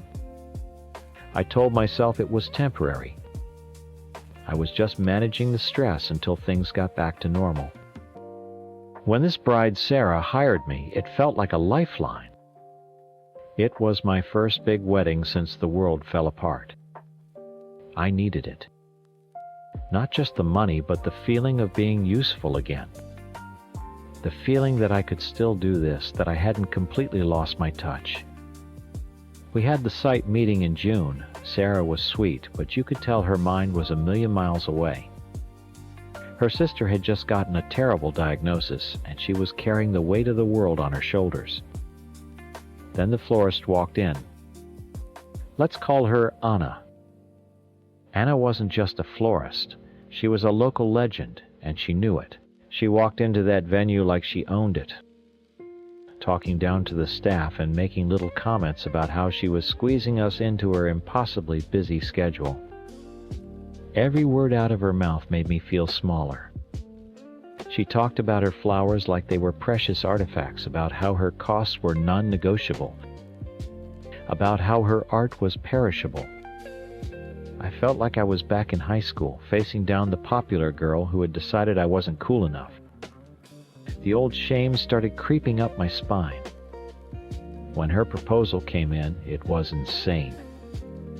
The price was astronomical, and there was zero room for changes. I saw Sarah's face fall. With her sister's medical bills, this was a huge stretch. I put my hand on her arm and said the words I would come to regret. Don't worry. We'll figure it out. That's my job. But I wasn't figuring anything out. My days became a blurry mess of anxiety and pills. I wasn't sleeping right. I'd wake up in a cold sweat, my heart pounding, convinced I'd forgotten something critical. Sarah was understandably completely consumed by her family crisis. She'd cancel meetings at the last minute or just text me, "I trust you. Just handle it. Pick something beautiful." It was a planner's dream and an addict's nightmare. Total control with no one checking my work. The perfect environment for me to fall apart in private. On September 1st, Sarah's fiancé Mark met me for coffee and handed me a stack of checks for the vendors. They were all there, clipped together in a neat little pile. Looking at them, I felt a huge wave of relief wash over me.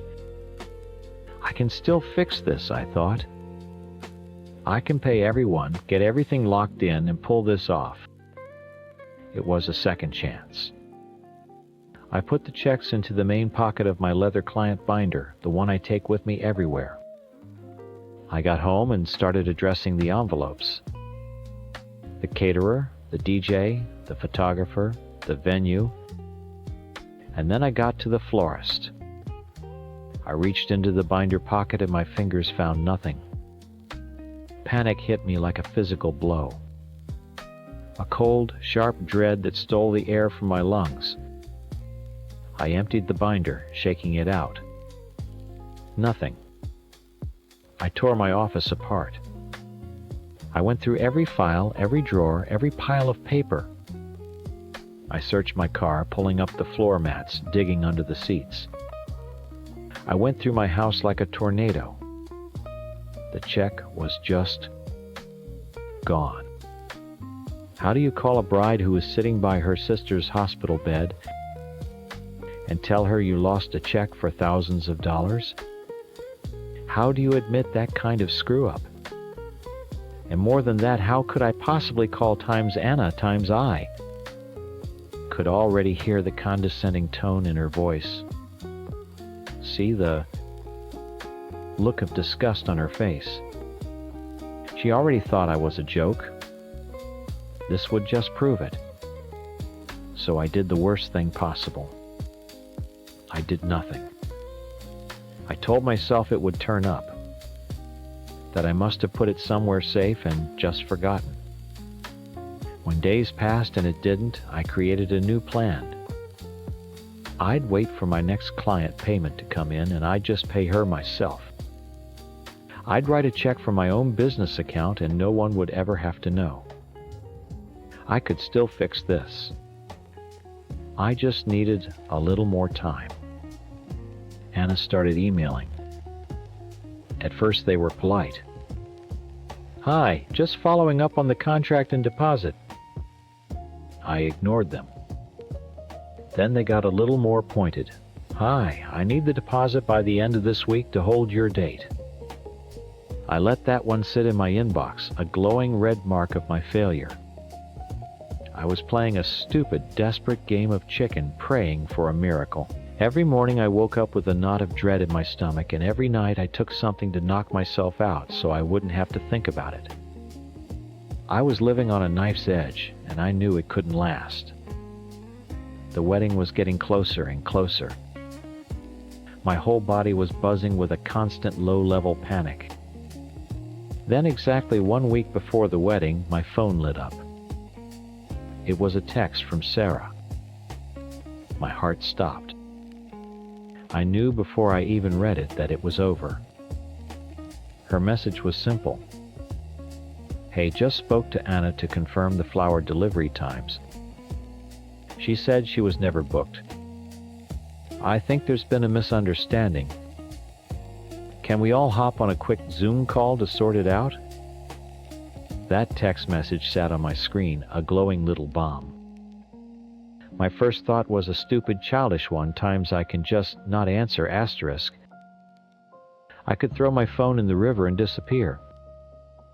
But I'm an adult. I'm a business owner. So I took a pill to steady my hands and typed back, of course, send me a link. The half hour before the call was the longest of my life. I put on a nice blouse, did my makeup, and tried to look like the capable professional I was pretending to be. I rehearsed my lines. It was a simple miscommunication. A dropped ball. An oversight in her office. I could spin this. I had to spin this. When I logged into the Zoom, their faces popped up 2 little boxes of judgment. Sarah looked tired and worried, her brow furrowed. Anna looked perfect. She had on bright red lipstick and her hair was immaculate. She held a big mug of coffee in both hands and smiled a tight, sharp little smile. She was ready for war. I started first, trying to control the narrative. Sarah, Anna, thanks for hopping on. I'm so sorry for the confusion. It looks like there was an administrative oversight on our end, Anna. I have the payment right here ready to go. We just need to get the contract finalized. I tried to sound breezy and in control, like this was a boring piece of paperwork we just had to get through. Anna just stared at me. She took a slow sip of her coffee. Then she let out a small, sharp laugh. It wasn't a friendly sound. An oversight, is that what we're calling it? My blood ran cold. I've been emailing you for almost 2 months, she said, her voice dangerously calm. My office manager has called you. You don't book a florist of my caliber with a week to go and call it an oversight. That's not how this works. I saw Sarah's eyes dart between us. I had to try again. I understand your frustration, Anna, but my focus has been entirely on Sarah and her family situation. Things have been chaotic. I was simply waiting for the final go-ahead. That's when Anna put her mug down. She leaned into the camera and her smile was gone. You know, I asked around about you after our meeting in June. The name sounded familiar. And then I remembered the wedding at the Grand Hotel a few years back.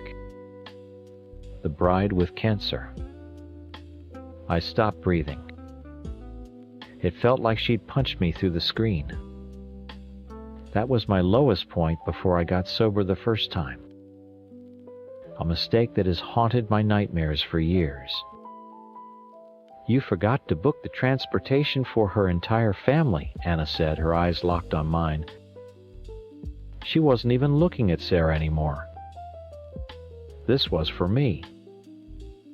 They were all flying in to see her get married before she started chemo, and they were stranded at the airport. All because you were, what was the word they used, disorganized. Unresponsive. I couldn't speak. My throat was closed tight. All I could see was Sarah's face in the other box, her expression slowly crumbling as she understood. This wasn't a mistake. This was a pattern. So don't you dare sit there in your pretty blouse and tell me this was an oversight. Anna spat. You are incompetent. And I will personally make sure that every vendor, every venue, and every future bride in this city knows my name and knows to never, ever work with yours. That was it. The kill shot. I looked at Sarah. Tears were silently rolling down her cheeks. Her voice was quiet, but it cut through everything. You're fired, she said to me. She wiped her face with the back of her hand and then turned to Anna. Can you help me, please? I'll pay whatever you want. I didn't wait to hear Anna's triumphant reply. I just moved my mouse and clicked Leave meeting. The screen went blank, showing only my own reflection. A pale, sweaty woman with dead eyes. I sat there for I don't know how long. An hour. 2. The silence in my apartment was deafening. I finally stood up, feeling numb, and started to clear my desk. I picked up my leather binder, the source of all this misery.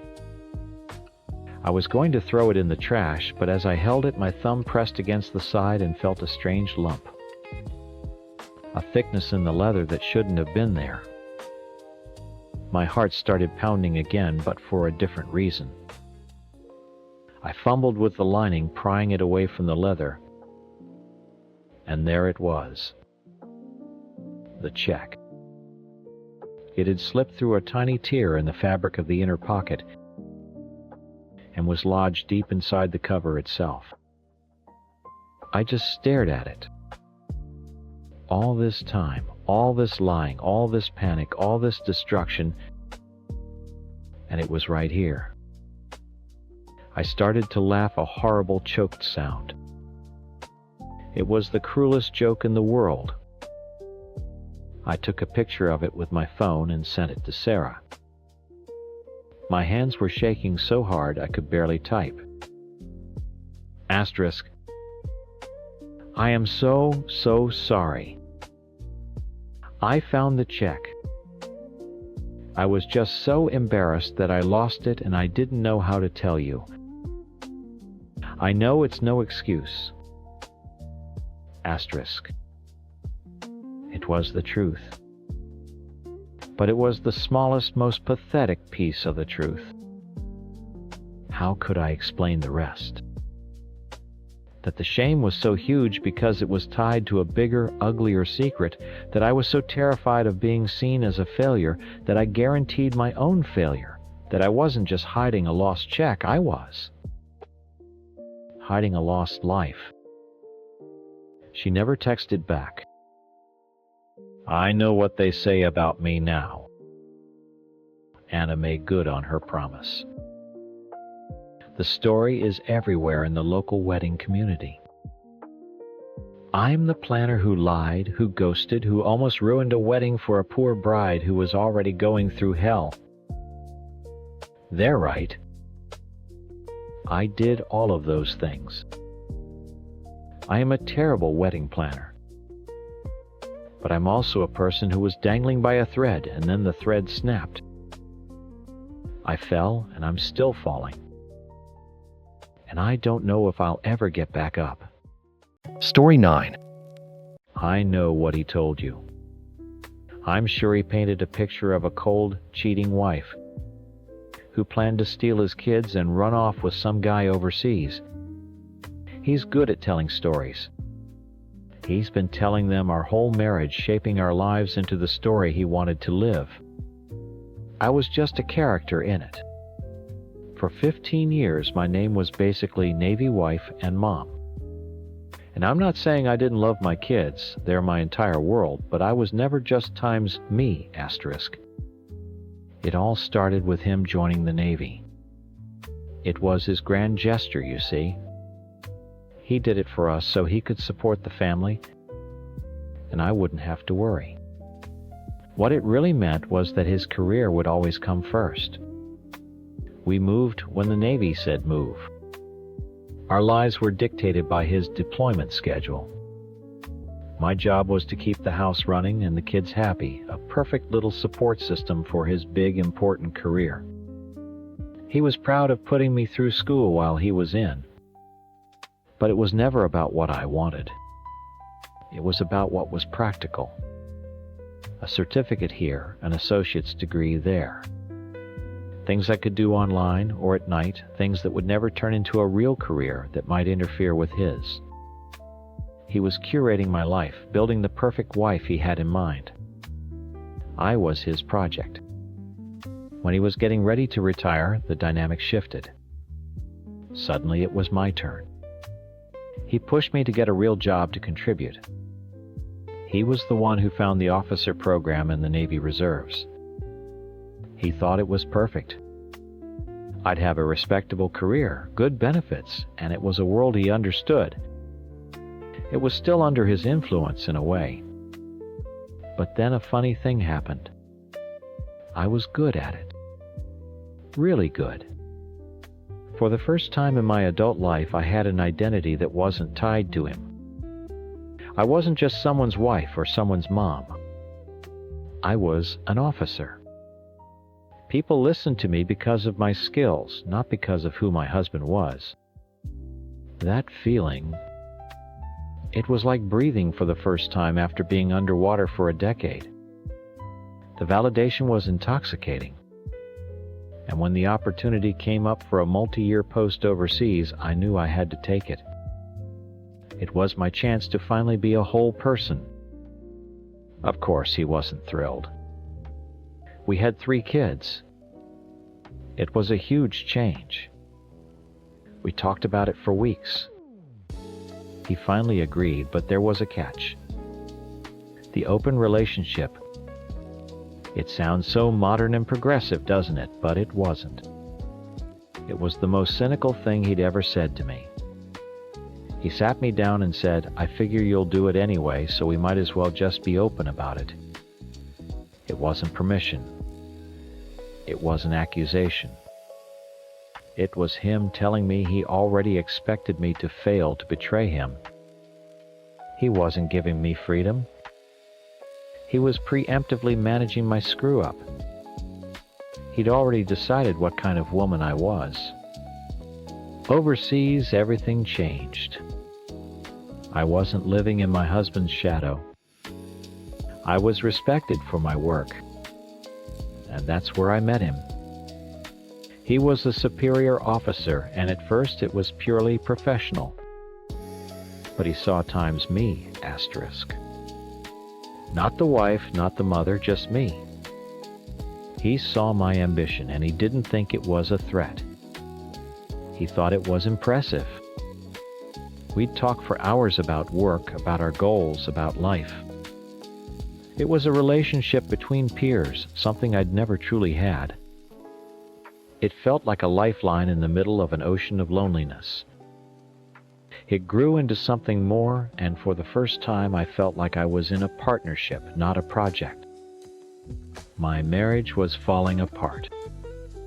I knew it. Every call home was a reminder of the life I was suffocating in. The guilt was eating me alive, but so was the misery. I confided in a friend back home, someone I thought I could trust. I was a mess. I'd be on the phone with her, crying, just trying to figure out what to do. You know how you talk when you feel completely trapped. You throw out desperate hypotheticals. What if I just didn't go back? What if I could file for divorce from here? What if I could just have the kids with me, have my career, and be free from his control? It wasn't a plan. It was a fantasy. It was me at my lowest point, dreaming of a way out, any way out. It was a tearful, desperate brainstorming session with a friend. I never ever imagined she would take those words, strip them of all their pain and desperation, and present them to my husband as a cold, calculated plot. She betrayed me. She handed him a weapon, and he was more than happy to use it. The phone call was terrifying. He didn't sound heartbroken. He sounded furious. It was the rage of a man who had discovered his prized possession was no longer in its box. He wasn't crying because he missed me. He was screaming because he had lost control. His demands were immediate and absolute. I had to end it with my colleague, effective immediately. I had to block him on everything. I had to erase every trace of the one person who had made me feel seen. There was no discussion. It was an order. I was a subordinate who had stepped out of line, and he was putting me back in my place. Scared out of my mind, I agreed to everything. I ended it. But blocking a superior officer on professional networking sites isn't like blocking an ex on Facebook. It's a statement. It's awkward and raises questions I couldn't afford to answer. I was trying to figure out how to navigate it, how to cut ties personally without committing career suicide. I just needed a day or two to handle it delicately. But he didn't give me a day. He was watching. He checked my social media and saw he was still listed as a connection. He didn't see my fear or my professional dilemma. He only saw defiance. My phone rang again. It was him. And the tone in his voice this time, it was different. The rage was gone, replaced by something much, much colder. He had his proof. He had the justification he needed to burn my entire world to the ground. He told me he had called our daughter into the room. He said he was going to tell her everything. I begged him not to. She was just a kid. But he did it anyway. Later, I heard the full story. He apparently collapsed onto the floor, sobbing, clutching her, and telling her that Mommy had a new boyfriend and was planning to leave them all forever. He put on the performance of a lifetime, a dramatic, heartbreaking show designed for one purpose: to poison my children against me. It was a masterclass in manipulation. He wasn't just trying to hurt me. He was salting the earth, making sure nothing good could ever grow between me and my kids again. Then he laid out his final threat. It was no longer just about me. He told me he had my colleague's full name, his wife's name, and his command's contact information. He said if I didn't sign a legal document he was having drawn up, he would go nuclear. He would report our relationship to his command, which would end his career instantly. He would call his wife and tell her everything. He would destroy this man's entire life, his marriage, his family, his 2 decades of service, all to punish me. It was a brutal display of power. He was showing me that his reach was long, and he wasn't afraid to ruin other people to get what he wanted. He was forcing me back into the box I had tried so hard to climb out of. I was trapped. Completely and utterly trapped. He held everything hostage. My career, which was just starting. My colleague's life, which I never wanted to damage. And most importantly, my children's love, which he was actively turning into hate. What was I supposed to do? Fight him from thousands of miles away while he was in the house with them, whispering his version of the story into their ears every night? A few days later, a document arrived by email. It was a post-nuptial agreement. It was simple and brutal. It stipulated that in the event of a divorce, he would get full custody of the children. He would get the house. He would get everything. My signature on that paper was the price of his silence. The price to save my colleague's career. The price to stop my husband's campaign of poison against me with my own kids. I signed it. I signed it under the most extreme duress I have ever known. I wasn't thinking clearly. I was in a panic, just trying to make the threats stop. In my terrified mind, signing it was like hitting the pause button on a disaster. I thought it would de-escalate the situation. I thought it would calm him down, show him I was behaving. I thought it would buy me time. Time to finish my tour, to come home to talk to him like a rational human being, and work out a real fair plan for our family. I truly believe that no court would ever enforce a document signed under such obvious coercion. I never, not for a second, thought he would actually use it. I thought it was just his ultimate power move, a trophy of his victory over me. I was so wrong. I came home a year later, ready to try and salvage what was left of my family. I suggested counseling. I tried to talk about co-parenting. I wanted to find a way forward where we could both be in our children's lives. He just smiled. He waited until I was settled back in, and then he filed for divorce, and with it he filed the agreement I had signed. That piece of paper, my signature, scrawled on it in a moment of pure terror, became an unbreakable weapon. He used it to take my children. He told the court I had abandoned them, that I had signed them over willingly so I could run off and be with my lover. He used my friend's betrayal and my own desperate words as proof of a long-concocted plan. He twisted my desperation into malice. He painted my attempt to find myself as a plot to destroy him. I know I made mistakes. I hurt him, and I hurt my family, and I will carry that guilt for the rest of my life. I was clumsy, and I was selfish. But my story isn't about a villain who wanted to steal her kids. It's about a woman who was suffocating and tried to find a window to get some air. I was just fantasizing about what it might feel like to breathe. And he used that fantasy to lock me in a cage and take away the only thing that ever mattered to me.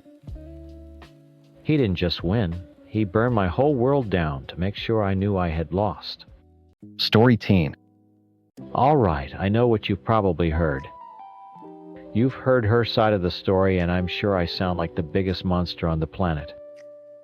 The guy who proposed with a cheap ring just to blow up his own life. And yeah, I did that. But you're only getting the highlight reel of my supposed villainy.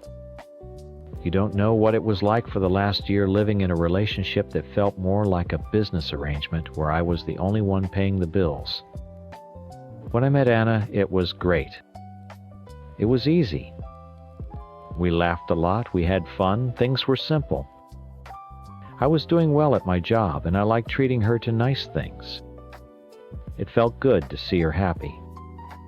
I bought her a beautiful pair of diamond earrings for our first anniversary, not because I felt like I had to, but because I wanted to.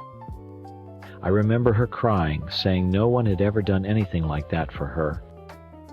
That was the feeling I was always chasing after. But somewhere along the way, things changed. The want to slowly turned into a have to. Our weekends stopped being about what we wanted to do and started being about where we needed to be seen. Brunch at the new trendy spot, a weekend getaway to a boutique hotel, her friend recommended charity dinners where I had to wear a tux. It was a performance, and I was the lead actor playing the role of successful, doting boyfriend. Every gift started to feel less like a surprise and more like a prop for the next scene. The designer bag for her birthday, the Swiss watch for Christmas. They weren't for her, not really. They were for her friends to see, for her family to comment on. Her conversations started to change too. It was subtle at first. She'd talk about her friend Jessica's engagement ring, casually mentioning it was 3 carats. She'd point out a couple's destination wedding photos on Instagram, sighing about how romantic it must be. I started to feel like my own personality was fading away, replaced by my job title and my bank account. I wasn't just her boyfriend anymore. I was her provider, her ticket to a certain lifestyle. And she was my beautiful, socially acceptable +1. We looked perfect on paper, and everyone told us so. Her parents adored me. My friends thought she was amazing. Breaking that perfect picture seemed impossible. How do you tell everyone, sorry, this painting you all love is actually a prison? The pressure was getting to me. I was stressed at work, and coming home felt like clocking in for a second shift. That's when I started talking more to Mark, a guy in my department. Mark had been through a nasty divorce a few years back, and he was cynical as hell, but he listened. I'd tell him about Anna and the constant expectations, and he'd just nod. She's got you on the hook, man, he'd say. You're not a person to her, you're a portfolio. I tried to argue to defend her, but his words stuck in my head. He started pointing things out, little red flags I'd been trying to ignore. The way her eyes would linger on my watch. The way a bad day for me was only a problem if it meant we had to cancel expensive dinner plans. And then I met someone. It wasn't planned. She was a consultant on a project at work. With her, it was like a breath of fresh air. We'd grab coffee and just talk for an hour. No expectations, no performances. She asked me about my hobbies, not my bonus. It wasn't an affair yet, not physically, but in my head I had already left. I knew I couldn't marry Anna. But how could I possibly get out? I'd be the guy who broke the heart of the sweetest girl in the world for no reason. I'd be a social outcast. I felt completely, utterly trapped. One night, after a few beers, I laid it all out for Mark. The pressure, the other woman, the feeling of suffocation. I have to end it, I said, but I can't just dump her. It'll destroy my reputation. Mark swirled his beer and looked at me. If you think she's about the money, prove it, he said. Give her a way to show her true colors. Propose. But do it on your terms. Test the theory. The idea was disgusting. It was manipulative. And in that moment it felt like the most brilliant plan I had ever heard. It was a way out where I wouldn't be the bad guy. I'd be the victim. The next day I went online. I I scrolled past all the jewelers I had bookmarked, all the ones Anna had casually pointed out. I typed cheap engagement rings into the search bar. I found a site with questionable reviews and found a little silver-colored stacker ring with a tiny chip of something that was probably glass. It was $150. It was perfect.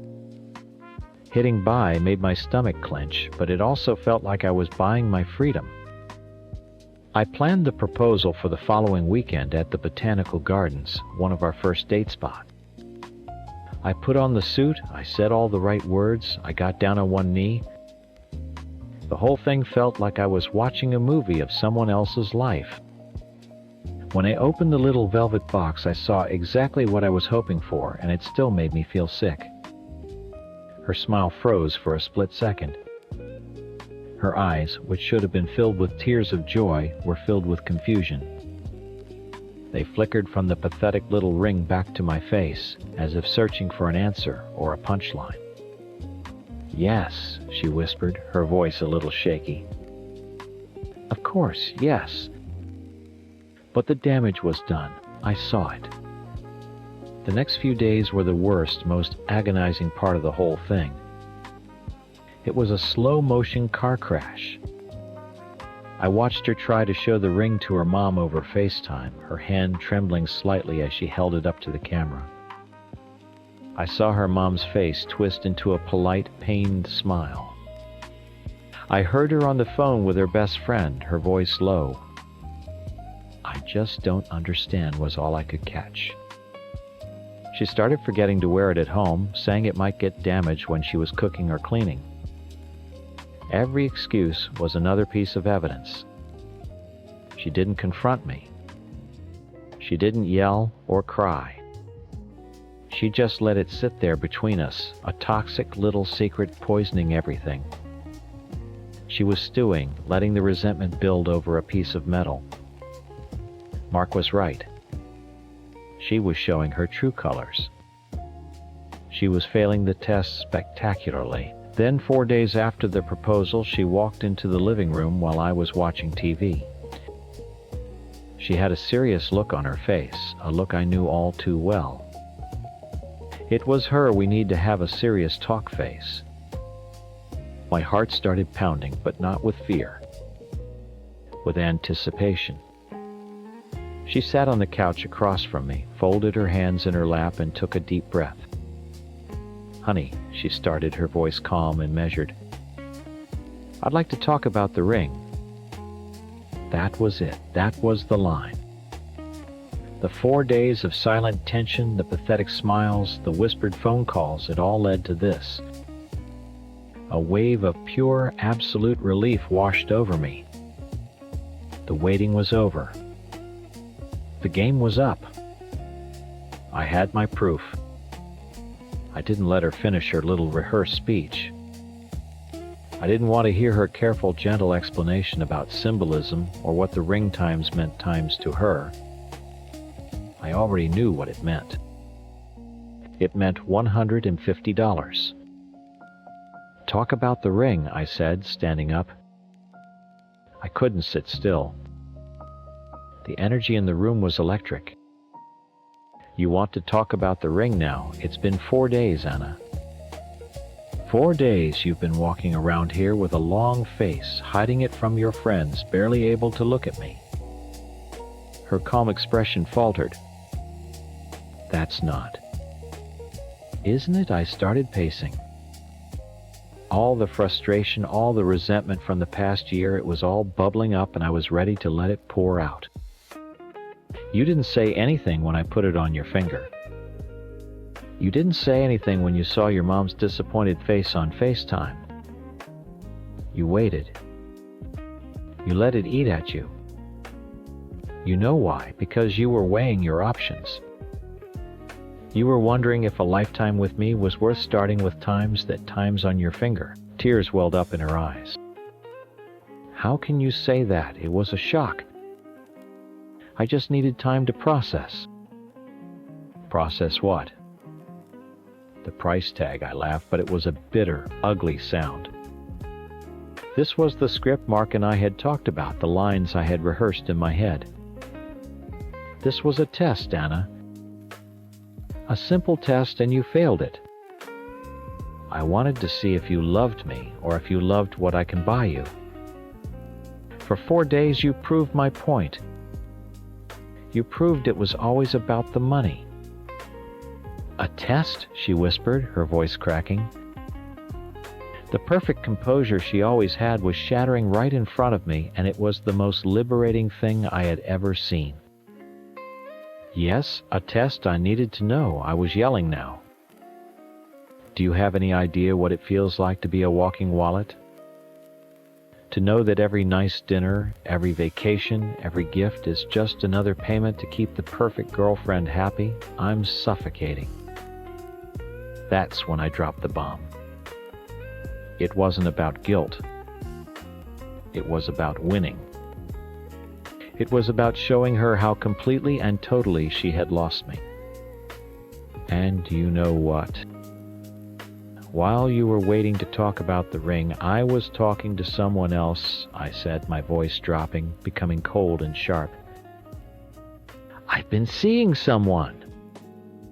Someone who doesn't give a damn what kind of watch I'm wearing or how many carats are in a ring. Someone I can actually be myself with. That was the final blow. I saw it land. The color drained from her face.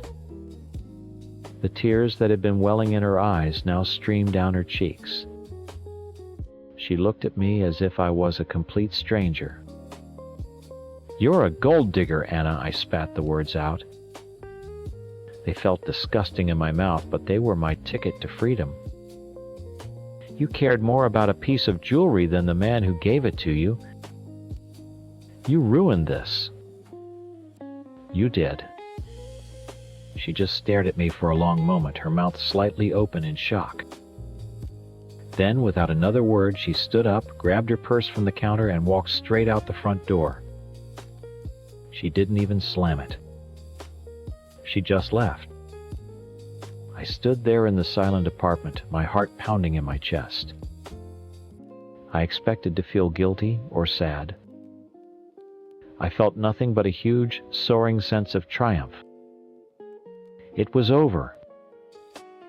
I had done it. I was free. And best of all, I was the one who had been wronged. I was the victim who had discovered his fiancée's true nature just in time. The first person I called was Mark. She's gone, I said. Did it work? He asked. Like a charm. She waited 4 days to complain about the ring. I told her everything. The test, the other woman. She walked right out. I could hear him smiling through the phone. Told you, man. You just dodged the biggest bullet of your life. Now, go buy that other girl a drink. You've earned it. Next came the hard part, managing the fallout. I sent a carefully worded text to our mutual friends and to her parents. Asterisk, Anna and I have broken up. I'm heartbroken. I discovered some things about her priorities that I couldn't live with. Please respect my privacy during this difficult time. Asterisk. To my own family and my closest friends, I told the whole story, my version of it. I told them about the pressure, about feeling like a bank account. I told them about the test. I know it sounds crazy, I'd say, but I had to know. And she proved me right. Her whole family was weird about it. It was all she could talk about with her friends. When she finally confronted me, it wasn't about us, it was about the ring. People were shocked, but they believed me. I was the good guy who had a lucky escape. The narrative was set. A week later, I took the other woman, Sarah, out to dinner. We went to a simple Italian place, not one of the trendy spots Anna would have picked. She didn't look at my watch once.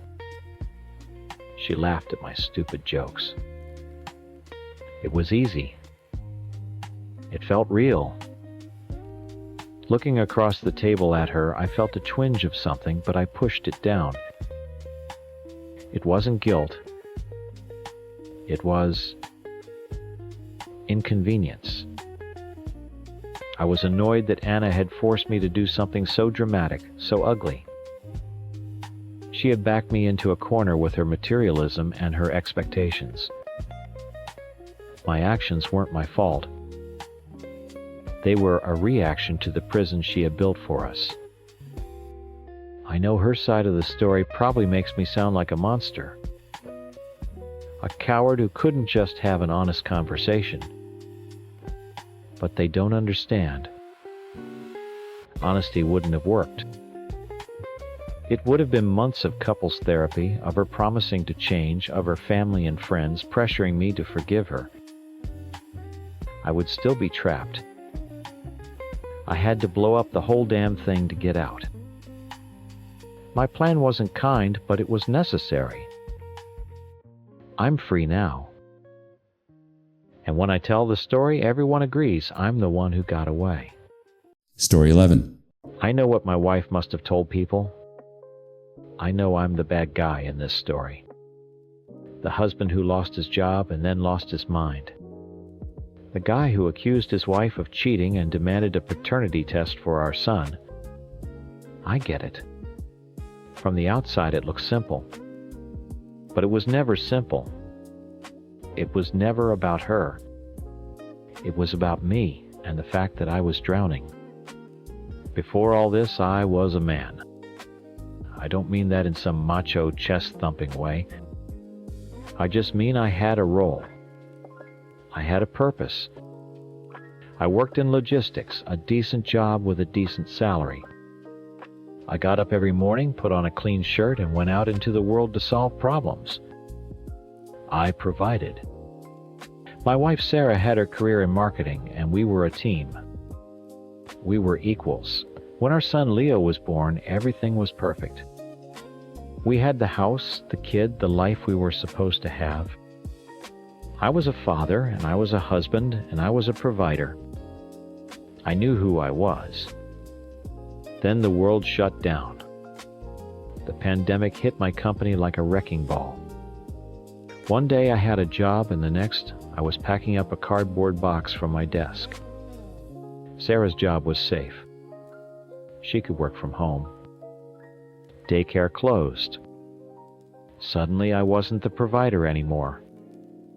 I was the caregiver. At first it was fine. A novelty.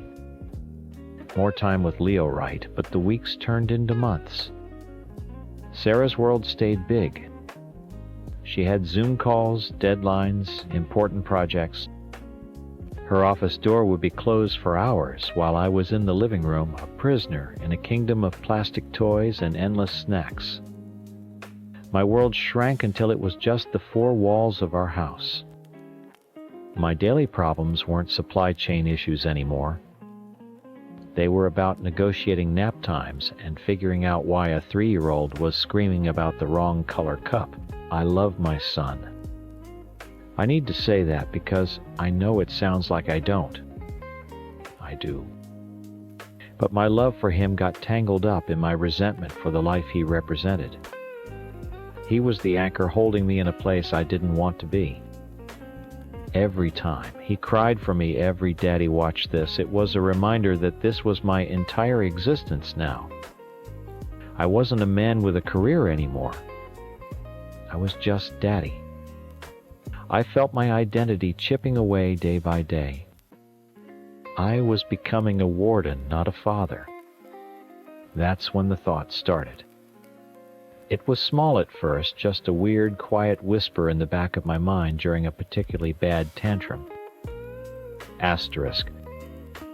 What if this isn't my lifetimes? It was a crazy thought, and I'd push it away. But it kept coming back stronger each time. My anxiety latched onto it. It wasn't a logical thought. I never, not for 1 second, actually believed Sarah had cheated on me. I trusted her completely. This was different.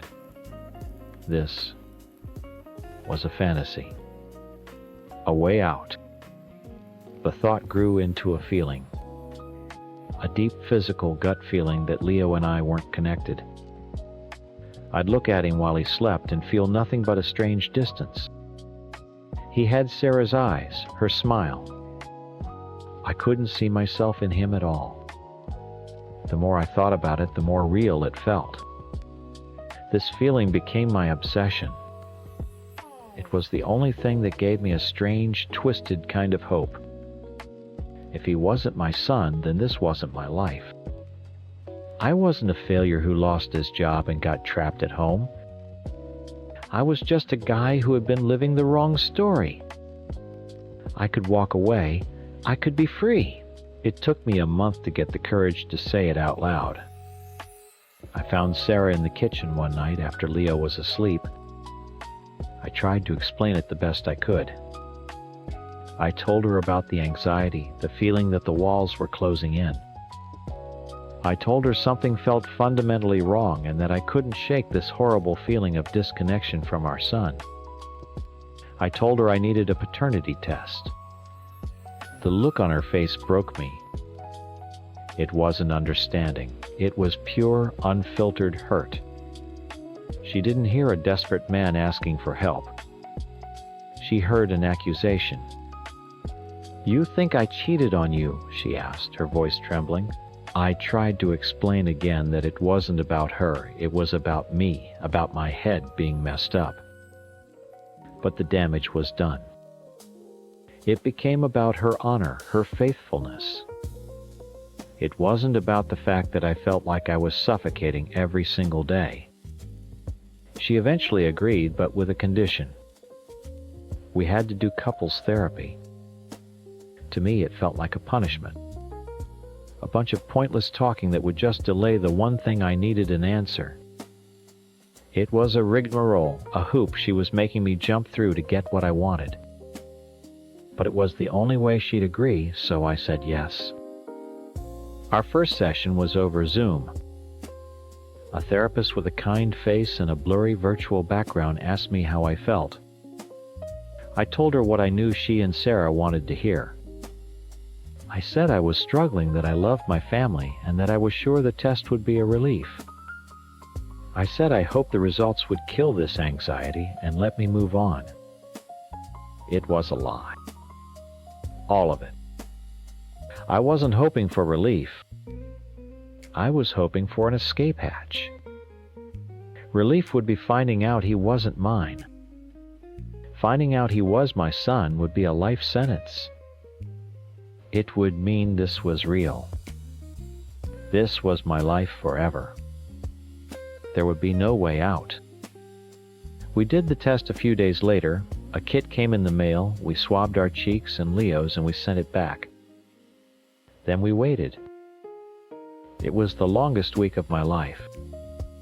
Every time I looked at Leo, my heart pounded. Please, please, please, I'd think. Let me be wrong about being his father. The email arrived on a Tuesday, just an hour before our next scheduled therapy session. The subject line was, "Clinical, your paternity test results are available." My hands started shaking so badly I could barely use the mouse. Sarah was already logged into the Zoom call from her office upstairs. I sat down at my desk, opened my laptop, and joined the meeting. The therapist's face popped up next to Sarah's. "Hi, John," she said gently. "How are you feeling?" "The results came," I said. My voice was hoarse. Sarah's eyes were wide. She looked terrified and hopeful all at once. "Did you open it?" "No," I said. "Not yet." "Would you like to do it together now?" the therapist asked. "We can talk through whatever comes up." I nodded, unable to speak. My world had shrunk to the size of that single email in my inbox. My entire future was inside it. Freedom or prison. I moved the cursor over the email, my finger hovering over the trackpad. This was it. The last door. I took a deep breath that didn't feel like it reached my lungs, and I clicked. The page loaded. It was a PDF, all clinical and official looking, with a company logo at the top. I scanned past the jargon, my eyes hunting for the one thing that mattered. And there it was, in a bolded box near the bottom, asterisk. Probability of paternity, 99.9%. Asterisk. The words below it swam in my vision. Jonathan Miller is not excluded as the biological father of the child Leo Miller. Asterisk. Is not excluded. Asterisk. The air in my lungs turned to cement. It was over. The last door, the one tiny insane escape hatch I'd been clinging to for months, had just been slammed, bolted, and barricaded in my face. This was it. This was my life.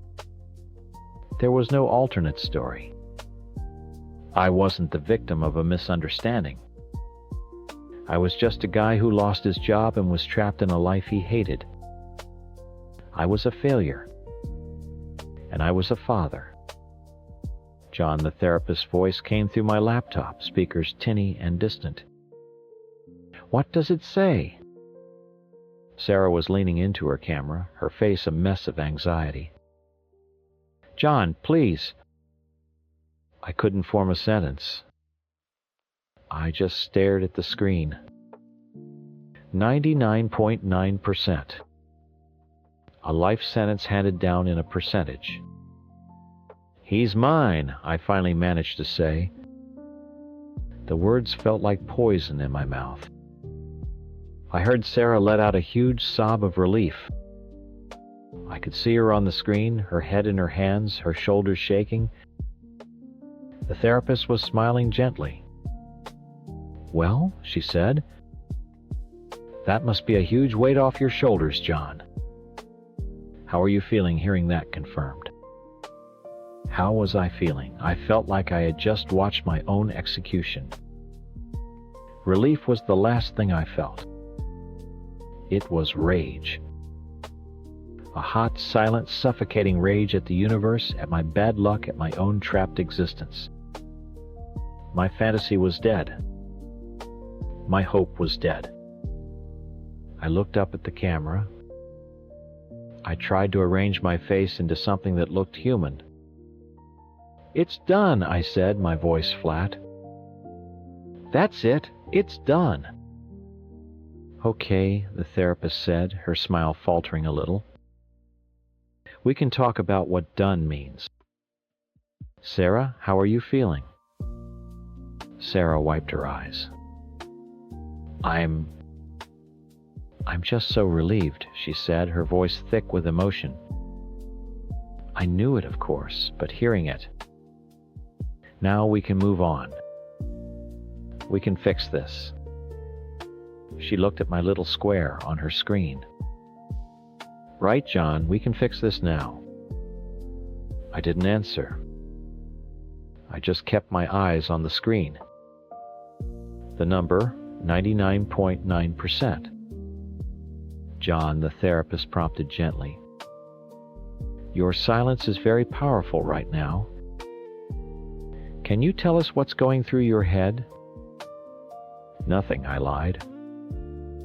It's just a lot to process. It's done, that's all. The rest of the session was a blur. Sarah and the therapist talked about moving forward, about rebuilding trust. I just nodded along, giving one-word answers. It was like watching a TV show about someone else's life. As soon as the therapist said our time was up, I closed the laptop without saying goodbye. I sat there in the silence of my study, the quiet hum of the computer the only sound. A few minutes later, I heard footsteps on the stairs. Sarah came in and stood in the doorway. She had been crying, but she was smiling now. a real hopeful smile. It made my stomach turn. "Hayes," she said softly, "I know that was hard. But it's over now. The crazy part is over." She came over and tried to put her arms around my shoulders from behind. I flinched, pulling away like she'd burned me. She froze. "John, what's wrong? This is good news." I stood up and turned to face her. "Is it?" I asked, and the bitterness in my own voice surprised me. Her smile vanished. "What do you mean? Of course it is. He's your son, our son. We can finally put this nightmare behind us." "You can," I said. "You get to be relieved. You get to be the good guy." "The good guy? What are you talking about? There are no good guys and bad guys, John. We're a family that's been struggling." She reached for my hand. "Talk to me. Tell me what you're feeling. I want to understand." And that's when I snapped. How could I possibly explain it to her? How could I say, "I'm not relieved, Sarah. I'm grieving. I'm devastated that our wonderful son is actually mine because I was praying he wasn't. I was hoping for a get-out-of-jail-free card and I didn't get it." It was a monstrous thought. It was the ugliest, most selfish thing a person could feel, and it was the absolute truth. Saying it out loud would make me a monster. But the monster was already there, scratching to get out. So I let it out. "You want to know what I'm feeling?" I yelled. The force of it shocked us both. I feel trapped. I feel like I'm suffocating in this house, in this life. This test was my only way out, and now it's gone. The color drained from her face. She looked at me like she'd never seen me before. "Your way out. A way out of what? Your family?" "Yes," I screamed, the word tearing out of my throat.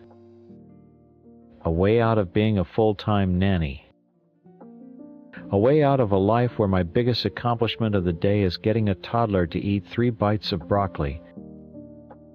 I had a life before this. I had a purpose. Now I have nothing." Tears were streaming down her face now. "You have a son?" she whispered, her voice breaking. "You have me. And what a prize that is." I spat back the cruelty, feeling good like punching a wall.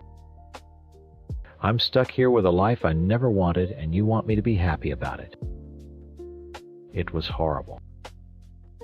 Every word was a sledgehammer, and I knew I was destroying everything, but I couldn't stop. The rage that had been building for months was finally boiling over. I was burning down my own life because I couldn't stand to live in it anymore. She just stared at me, her expression turning from hurt to horror and then to a cold, hard anger I'd never seen before. "Get out," she said. Her voice was quiet, but it cut through my yelling like a knife. "What?" "Get out of my house. Go." The fight went out of me, replaced by a sudden terrifying emptiness. She was right. What else was there to do? I had let the monster out, and it had devoured everything. I didn't say another word. I walked past her, went upstairs to our bedroom, and pulled a duffel bag from the closet. I threw in some shirts, jeans, my toothbrush. I could hear her sobbing downstairs. As I walked past Leo's room, I saw the door was cracked open. His little blue lamp was on, casting a soft glow on his race car wallpaper. For a second I thought about looking in, but I couldn't. I couldn't face him. I went downstairs. Sarah was standing by the front door, her arms wrapped around herself. She wouldn't look at me. I walked out, closed the door behind me, and didn't look back. I'm at my brother's place now, sleeping on his couch. It's been 3 days. I know I'm the villain. I know I broke my wife's heart and betrayed my son in the worst way possible. I see that. But even now, sitting here in the quiet, all I feel is that same suffocating sense of being trapped. The paternity test didn't set me free. It just confirmed that the prison was real. I had hoped it would give me an excuse to leave my life, but instead I just blew it up. I had to get out. I couldn't be a husband and I couldn't be a father because somewhere along the way I completely forgot how to be a man. Story 12. My name is Mike. I'm 31, and if you're reading this, you've probably already heard my wife's version of the story. I'm sure I sound like a monster. The husband who cheated. The guy who planned to ruin her. I get it. From the outside it looks simple. But nothing is ever that simple. 5 years ago I married Sarah. We were a team. It was us against the world, building a life from scratch. We both worked, we split the bills, we talked about everything. When our son Leo was born 3 years ago, it felt like we had everything. He was this perfect little person we made together. We were solid. Then Sarah's career took off. She's brilliant, I've always known that, and she got a manager position at her firm. The money was great, better than I was making. At first I was her biggest cheerleader. I was so damn proud. I'd brag about her to my friends. That's my wife, I'd say. But slowly something started to change. We became she. Our life started to revolve around her job. Dinners out were always with her colleagues, and the conversation was always about her latest project, her team's success, her quarterly goals. I'd just sit there and nod the supportive husband. I went from being Mike to being Sarah's husband. At home, she'd walk in the door, drop her bag, and just vent about her day for an hour. Her stress, her deadlines, her annoying coworker. I'd listen, of course. That's what a husband does. But when I tried to talk about my day, about my job, her eyes would glaze over. It was like my life was too small to register on her radar. My world became about logistics. I was the one who had to leave work early if Leo was sick. I was the one who handled daycare pickup and drop-off because her schedule was too important. I wasn't a partner anymore. I was support staff. My own ambitions, my own problems, they all just seemed to fade into the background. She probably told you I've been distant and argumentative lately. She's not wrong. I was trying to fight for my place in our marriage. An argument was the only time I felt like she was actually looking at me, even if it was with anger. I was trying to claw my way back into the story of our life, but she was the only one holding the pen. The COVID lockdowns made it 100 times worse. She set up her office in our spare room, and her work life just took over our entire apartment. She was more powerful and present than ever, barking orders on Zoom calls, while I felt like I was shrinking in my own home. I was just the guy who had to keep a 3-year-old quiet so the important work could get done. That's when I met Chloe. It was early 2019, before the world shut down completely. She works at a coffee shop I used to go to near my office. She's 20. And before you judge, you need to understand it wasn't about her age or even about sex, not really. It was about being seen. When I talked to her, she actually listened. She'd ask me about my job, like it mattered. She laughed at my stupid jokes. She looked at me like I was a man, not just an accessory to a successful woman. With her, I felt like the main character for the first time in years. It was a relief. It was a pathetic, selfish relief, but it felt like breathing after being underwater for too long. The fighting with Sarah got worse. It was always about something small, me leaving a dish in the sink or being 5 minutes late to pick up Leo. But it was never about the dish. It was about her thinking I wasn't pulling my weight, that I wasn't living up to the standards she had set for our life, for times her times life. Last week we had a really bad one. I don't even remember what started it. It ended with her saying something like, "I don't know what your problem is, but you need to figure it out. I don't have time for this." She went to bed and I just sat in the living room in the dark. I felt completely invisible. Empty. I opened my laptop and just started browsing online. I ended up on Quora on one of those "what's the most messed up thing you've ever thought about" threads. And I just started typing. It was like poison draining out of me. I wrote about the affair. I wrote about how trapped I felt. And then I started building a fantasy. A world where I wasn't the loser. A world where I was the one in control. I wrote out this whole crazy plan. What if I was the one who left? What if I could take Leo, drain our accounts, and leave times her times with nothing? Who would win then? It was a power trip. A stupid late-night scream into the void. To make it feel more real, to make my fantasy of having power feel solid for just 1 second, I used our full names. Sarah's. Leo's. It was a horrible thing to do, but in that moment it made me feel like I had some control over a life that felt like it was spinning away from me. I finally finished writing around 3 a.m. and felt sick to my stomach, but also exhausted. I stumbled into bed and fell asleep. I didn't think about it again. The next morning felt normal. Too normal. I got up, made coffee, got Leo his favorite cereal. Sarah was in the shower getting ready for work. I left my laptop open on the kitchen island, still on that Quora page. It wasn't a trap. It wasn't a plan. It was just a stupid, careless mistake. Proof of just how tired and checked out I was. I was in Leo's room helping him put on his shoes when I heard the water in the shower turn off. A few minutes later, I walked back into the kitchen, ready to start the usual morning rush of getting everyone out the door. But it was quiet. Sarah was standing by the island, her back to me.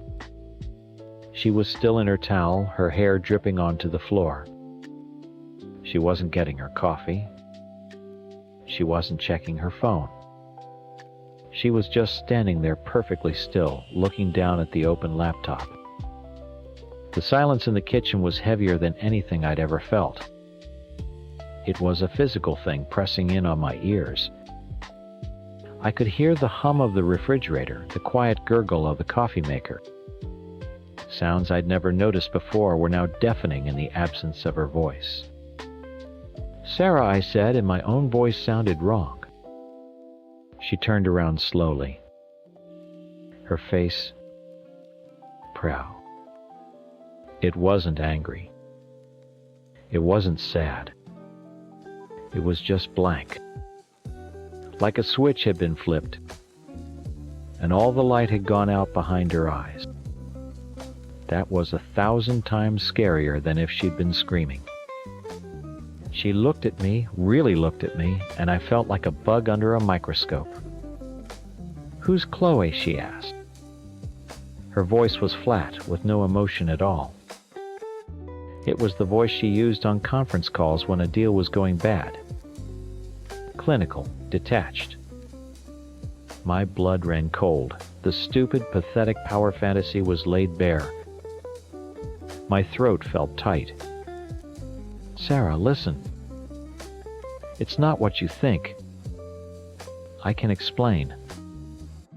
She held up a hand to stop me, a gesture so sharp and final it was, like she'd slapped me. "No, you can't," she said, her eyes still locked on mine. "Because I read it. I read all of it." She glanced back at the screen. "You were going to drain the joint account. You were going to try and prove I was an unfit mother. You were going to take Leo." Each sentence was a hammer blow. "It was just a stupid post online," I said, my voice cracking. "I was mad. I was trying to. I don't know vent. It was a fantasy. It wasn't real." "How do you explain that? How do you say I wrote that I wanted to destroy you and take our son because I feel so small and weak? It sounds insane. It sounds like the confession of a monster." She laughed, but it was a dead sound. It had no humor in it. "A fantasy, Mike. You used our son's full name. You wrote down his life as a bargaining chip in your little revenge story. You fantasized about ruining me. About taking my child from me. The only thing you love more than your career, you wrote." She was quoting my own words back to me. "That's not a fantasy. That's a plan." It wasn't a plan. I left the laptop open, for God's sake. If it was a plan, would I have done that? "I don't know what you are anymore," she whispered, and that was what finally broke me. The anger drained away, and all that was left was shame. The man I married wouldn't even be capable of thinking these things, let alone writing them down for the whole world to see.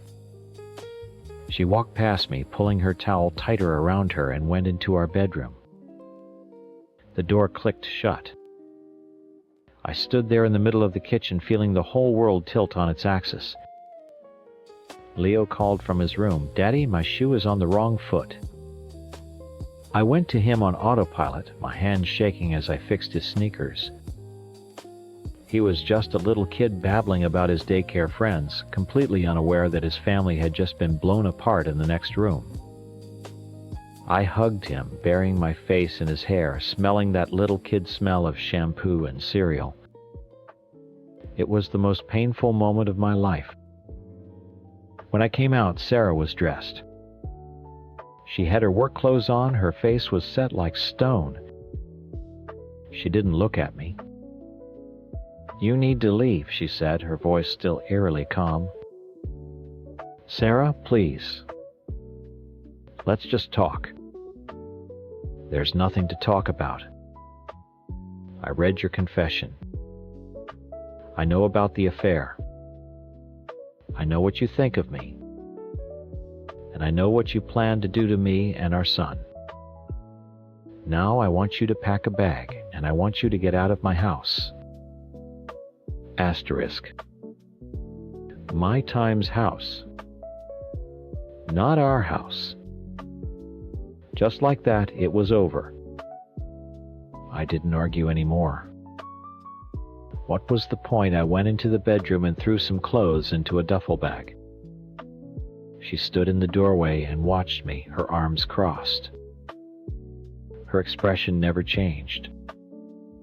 She was watching a stranger, a threat. When I was done, I walked to the front door. Can I say goodbye to Leo?" She just nodded. I knelt down and gave him another hug. "I'll see you soon, buddy. Daddy just has to go away for a little bit." He didn't understand. He just hugged me back and said, "Okay, Daddy, see you later." I walked out the door without looking back. I couldn't bear to see her face again. The last week has been a blur. I'm staying in a cheap motel off the highway. It smells like old smoke and sadness. I tried calling and texting her for the first 2 days. Dozens of messages. "I'm sorry. Please, we can fix this. I love you. I miss Leo. I got no response. Then 3 days ago, I got an email. It wasn't from her. It was from a lawyer. A formal notice.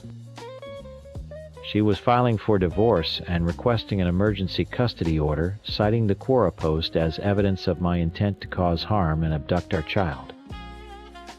My sick, stupid fantasy, my scream into the void, was now Exhibit A in the destruction of my life. I haven't even tried to call Chloe. What would I say? The affair feels like it happened to another person in another lifetime. It was an escape, a symptom of the problem, but it wasn't the disease. The disease was in me. This bottomless pit of resentment and insecurity that made me feel like the only way to build myself up was to imagine tearing my wife down. I wrote that post to feel powerful, to feel like the protagonist in my own life, for once. And now I've never been more powerless. I sit in this motel room scrolling through old pictures of Sarah and Leo on my phone. Pictures from when we were a team. When I was a husband and a father, not just support staff. Not just a monster. I wanted to feel like I mattered. In trying to imagine a world where I couldn't lose, I lost everything. She saw me all right. She saw the absolute worst part of me, the part I didn't even know was there until I typed it out. And now that's all I'll ever be to her. I didn't want to destroy her. I just wanted her to see me. Now I have no one to blame but myself that she can't stand the sight of me. Story 13. My whole life has been about him. Let's call him Liam. He isn't just my boyfriend. He's my North Star, the fixed point I've always navigated by. We started dating when we were 14, two stupid kids who thought we knew everything about love. It turns out we were right, at least about each other. When it was time for college, we knew we couldn't stay together. We were going to schools 1,000 miles apart, and we didn't want to ruin what we had with a messy long-distance relationship. So we broke up. But it was never really a breakup. It was a promise. A see you later. We both knew without ever having to say the exact words that we were endgame. So I waited. I went to college, I got a degree, I started a career back in our hometown, and I waited for him to come back. For almost a decade, my life was on pause.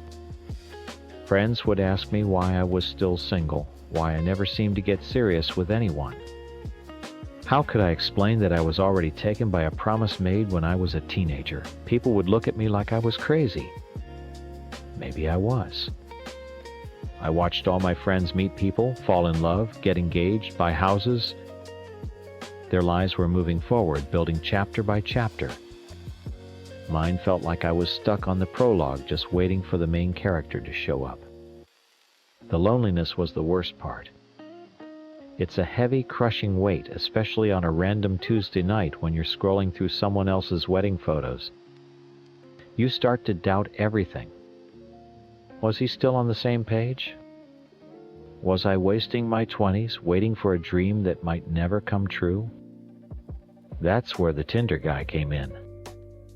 I need you to understand it wasn't about him. I don't even remember his last name. He was from out of town, just passing through. It was a moment of weakness, a single night where I just wanted to feel wanted. I wanted to feel like a normal 27-year-old, not a girl in a glass case waiting for her prince to return. It was a brief distraction from the constant aching patience of waiting for my real life to begin with Liam. We used a condom. It was supposed to be safe, meaningless, and forgotten. A tiny footnote in the story of us that no one would ever have to read. Then a few months later it happened. Liam called and told me he was moving home. For good. It was like the sun finally came out after a long gray winter. The world which had felt tilted and wrong for years finally clicked into place. The day he got back, he came straight to my apartment. The second I opened the door, it was like no time had passed at all. That first night together was magic. It was a homecoming. With Liam, there's a trust that's so deep it's part of my DNA. We never used condoms. We never had. We were safe. We were home. We fell back into our old rhythm so easily. It was perfect. We were finally starting the life we had both put on hold for so long. Then a few weeks later I realized my period was late. I told myself it was just stress or the excitement of him being back throwing my body off. But another week passed and still nothing. My heart started hammering in my chest every time I thought about it. I finally bought a test, my hands shaking so badly I could barely open the box. I sat on the edge of the tub and watched in horror as 2 pink lines appeared. My blood ran cold. Pregnant. How? The timing was all wrong. I called my doctor and made an appointment for an ultrasound, my voice a strangled whisper.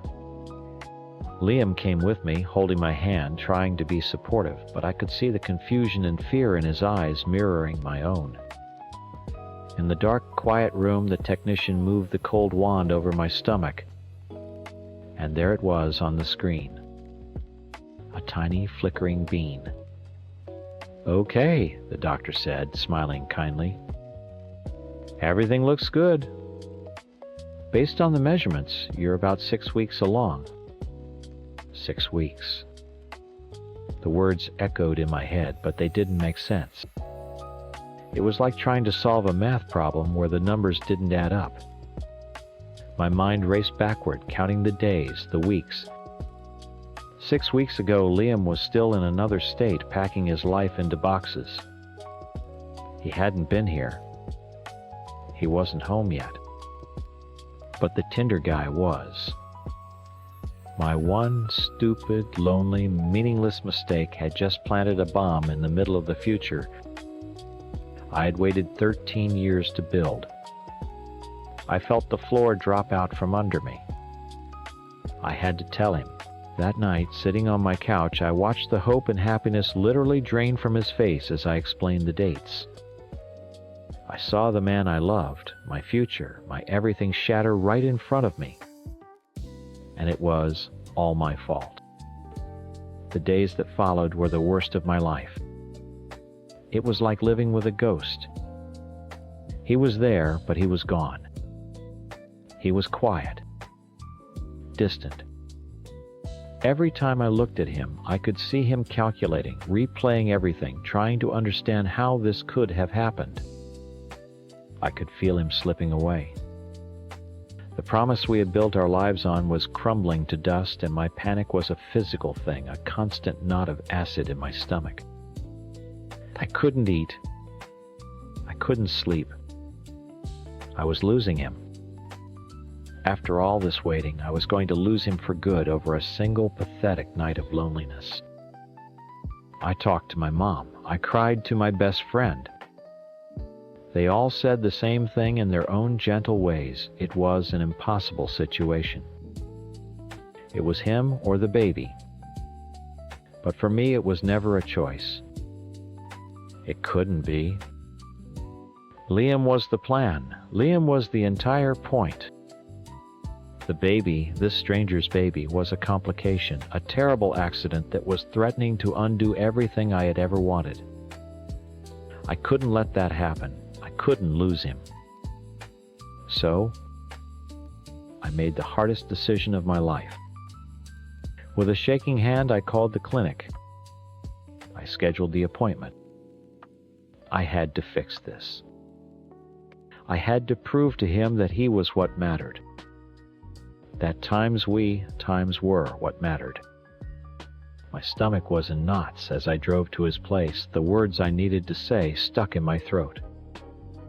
I had to show him I was choosing him, that I was choosing us, and that I would do anything to erase this mistake. I walked up to his door, took a deep, shuddering breath, and knocked. He opened the door, and my heart just dropped. He looked awful. He had dark circles under his eyes, and he looked like he hadn't really slept in days, which was probably true. I hadn't either. The air between us was so thick and heavy, full of all the things we weren't saying. I was sure this was it. This was the moment he was going to say, "I can't do this," and my life would be over. Before he could say anything, the words just spilled out of me in a panicked rush. I made an appointment. He just stared at me, his expression blank. An appointment for what? For the abortion. I choked out tears already starting to well up in my eyes. I scheduled it. I'm taking care of it. I'm fixing this. I felt my voice breaking, my whole body shaking. It's you, Liam. It's always been you. I waited my entire life for you to come home. I can't lose you now. I won't. This thing, this mistake, it can't be more important than us. Nothing is more important than us. I was full-on sobbing by then, the kind of ugly crying you can't control. I just stood there on his doorstep, completely falling apart, basically begging him to see that I was choosing him. That I would always choose him. I expected him to look relieved or angry or something. But he didn't. He just stepped forward, wrapped his arms around me, and pulled me inside. He held me while I cried into his shirt, his hands stroking the back of my head. He didn't say anything for a long time, just let me get it all out. When my sobs finally started to quiet down, he gently pushed me back so he could look at me. "Hey," he said, his voice soft. "Look at me. I need you to cancel that appointment." My blood ran cold all over again. Oh God, he was going to break up with me anyway. He didn't want me to do it for him. "No," I whispered. "Liam, please, you don't understand." "No, times you, times don't understand," he said, cutting me off gently. I think we might be wrong. About everything." I just stared at him, confused. What was he talking about? "I haven't been sleeping," he said, leading me to the couch. "I've just been online reading. For days. I've read every medical website, every pregnancy forum, everything I could find. And we got it wrong. The doctor said you were 6 weeks pregnant. And we thought that meant we did it 6 weeks ago." "Right," I said, my voice hoarse. "And you weren't here." "Right," he agreed. "But that's not how it works. That's not how they date a pregnancy. They count it from the first day of your last period. Not from when you know." I felt my brain stutter, trying to process his words. My last period. I thought back. When was it? My cycle was always regular. I did the math in my head, my heart starting to pound in a completely new way. My last period started about 2 weeks before I slept with that guy. And about 3.5 weeks before Liam came home. Liam saw the look on my face. He grabbed a piece of paper and a pen from his coffee table and started scribbling down dates. "Your last period started here," he said, circling a date. "Conception usually happens about 2 weeks after that." So if you got pregnant around times here, asterisk. He drew another circle. The new circle landed squarely on the weekend he came home. On the night we were finally together again. A tiny, impossible sliver of hope cut through the fog of my despair. It was so fragile I was afraid to even breathe on it. But, are you sure? I whispered. How could we both get that so wrong? Because we're not doctors, he said, a little bit of the old Liam flashing in his eyes. We panicked. We heard 6 weeks. And we just assumed the worst. But if this is right, it means the baby could be mine. The baby could be his. Our baby. The thought was so huge, so overwhelming, it almost knocked the wind out of me. The wait for the paternity test was actual torture. We canceled the clinic appointment, and the next day we were at a doctor's office for a non-invasive prenatal paternity test. They just took some of my blood and a cheek swab from him. They said the results would take about a week. That week felt longer than the 10 years I'd waited for him to come home. We were in limbo. We weren't fighting anymore, but we weren't fixed either. We were just holding our breath. We clung to each other, both terrified of the hope we were feeling. What if we let ourselves believe it only to have it ripped away? It felt safer to stay in the miserable certainty we had before. But we couldn't. That tiny sliver of hope was there, and it was growing every day. We were a team again, waiting for a verdict that would decide the entire course of our lives. The email arrived on a Tuesday afternoon. The subject line was just, "Your test results." I saw it pop up on my phone while I was at work, and I swear my heart stopped. I called Liam immediately. "It's here." "I'm on my way," he said, and hung up. I left work and met him at my apartment. We sat on the couch side by side, my phone in my hand. I couldn't bring myself to open it. My hands were shaking too badly. He took the phone from me, his own hands not much steadier than mine. He opened the email, pulled up the attached file, and we both leaned in to read the single life-altering line at the same time. Asterisk. Probability of paternity, 99.99. 9%, asterisk. The relief was so powerful it felt like a physical wave hitting me. It knocked all the air from my lungs and all the strength from my body. I just collapsed against him, sobbing again, but this time it wasn't from fear or grief. It was from pure, unbelievable joy. He wrapped his arms around me, burying his face in my hair, and I could feel him shaking too. We just held on to each other and cried on that couch, letting all the fear and pain and anxiety of the past few weeks wash away. It wasn't a nightmare. It was a miracle. We were so wrapped up in the panic and the guilt of my mistake that we misunderstood everything. My one night of loneliness hadn't destroyed our future. Our love on that very first night he came home had created a new one. It was real. It was ours. This baby wasn't a complication or a mistake. This baby was proof. Proof that we really were endgame. Proof that we were meant to be.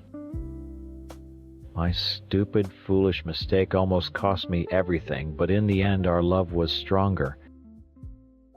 It had been all along.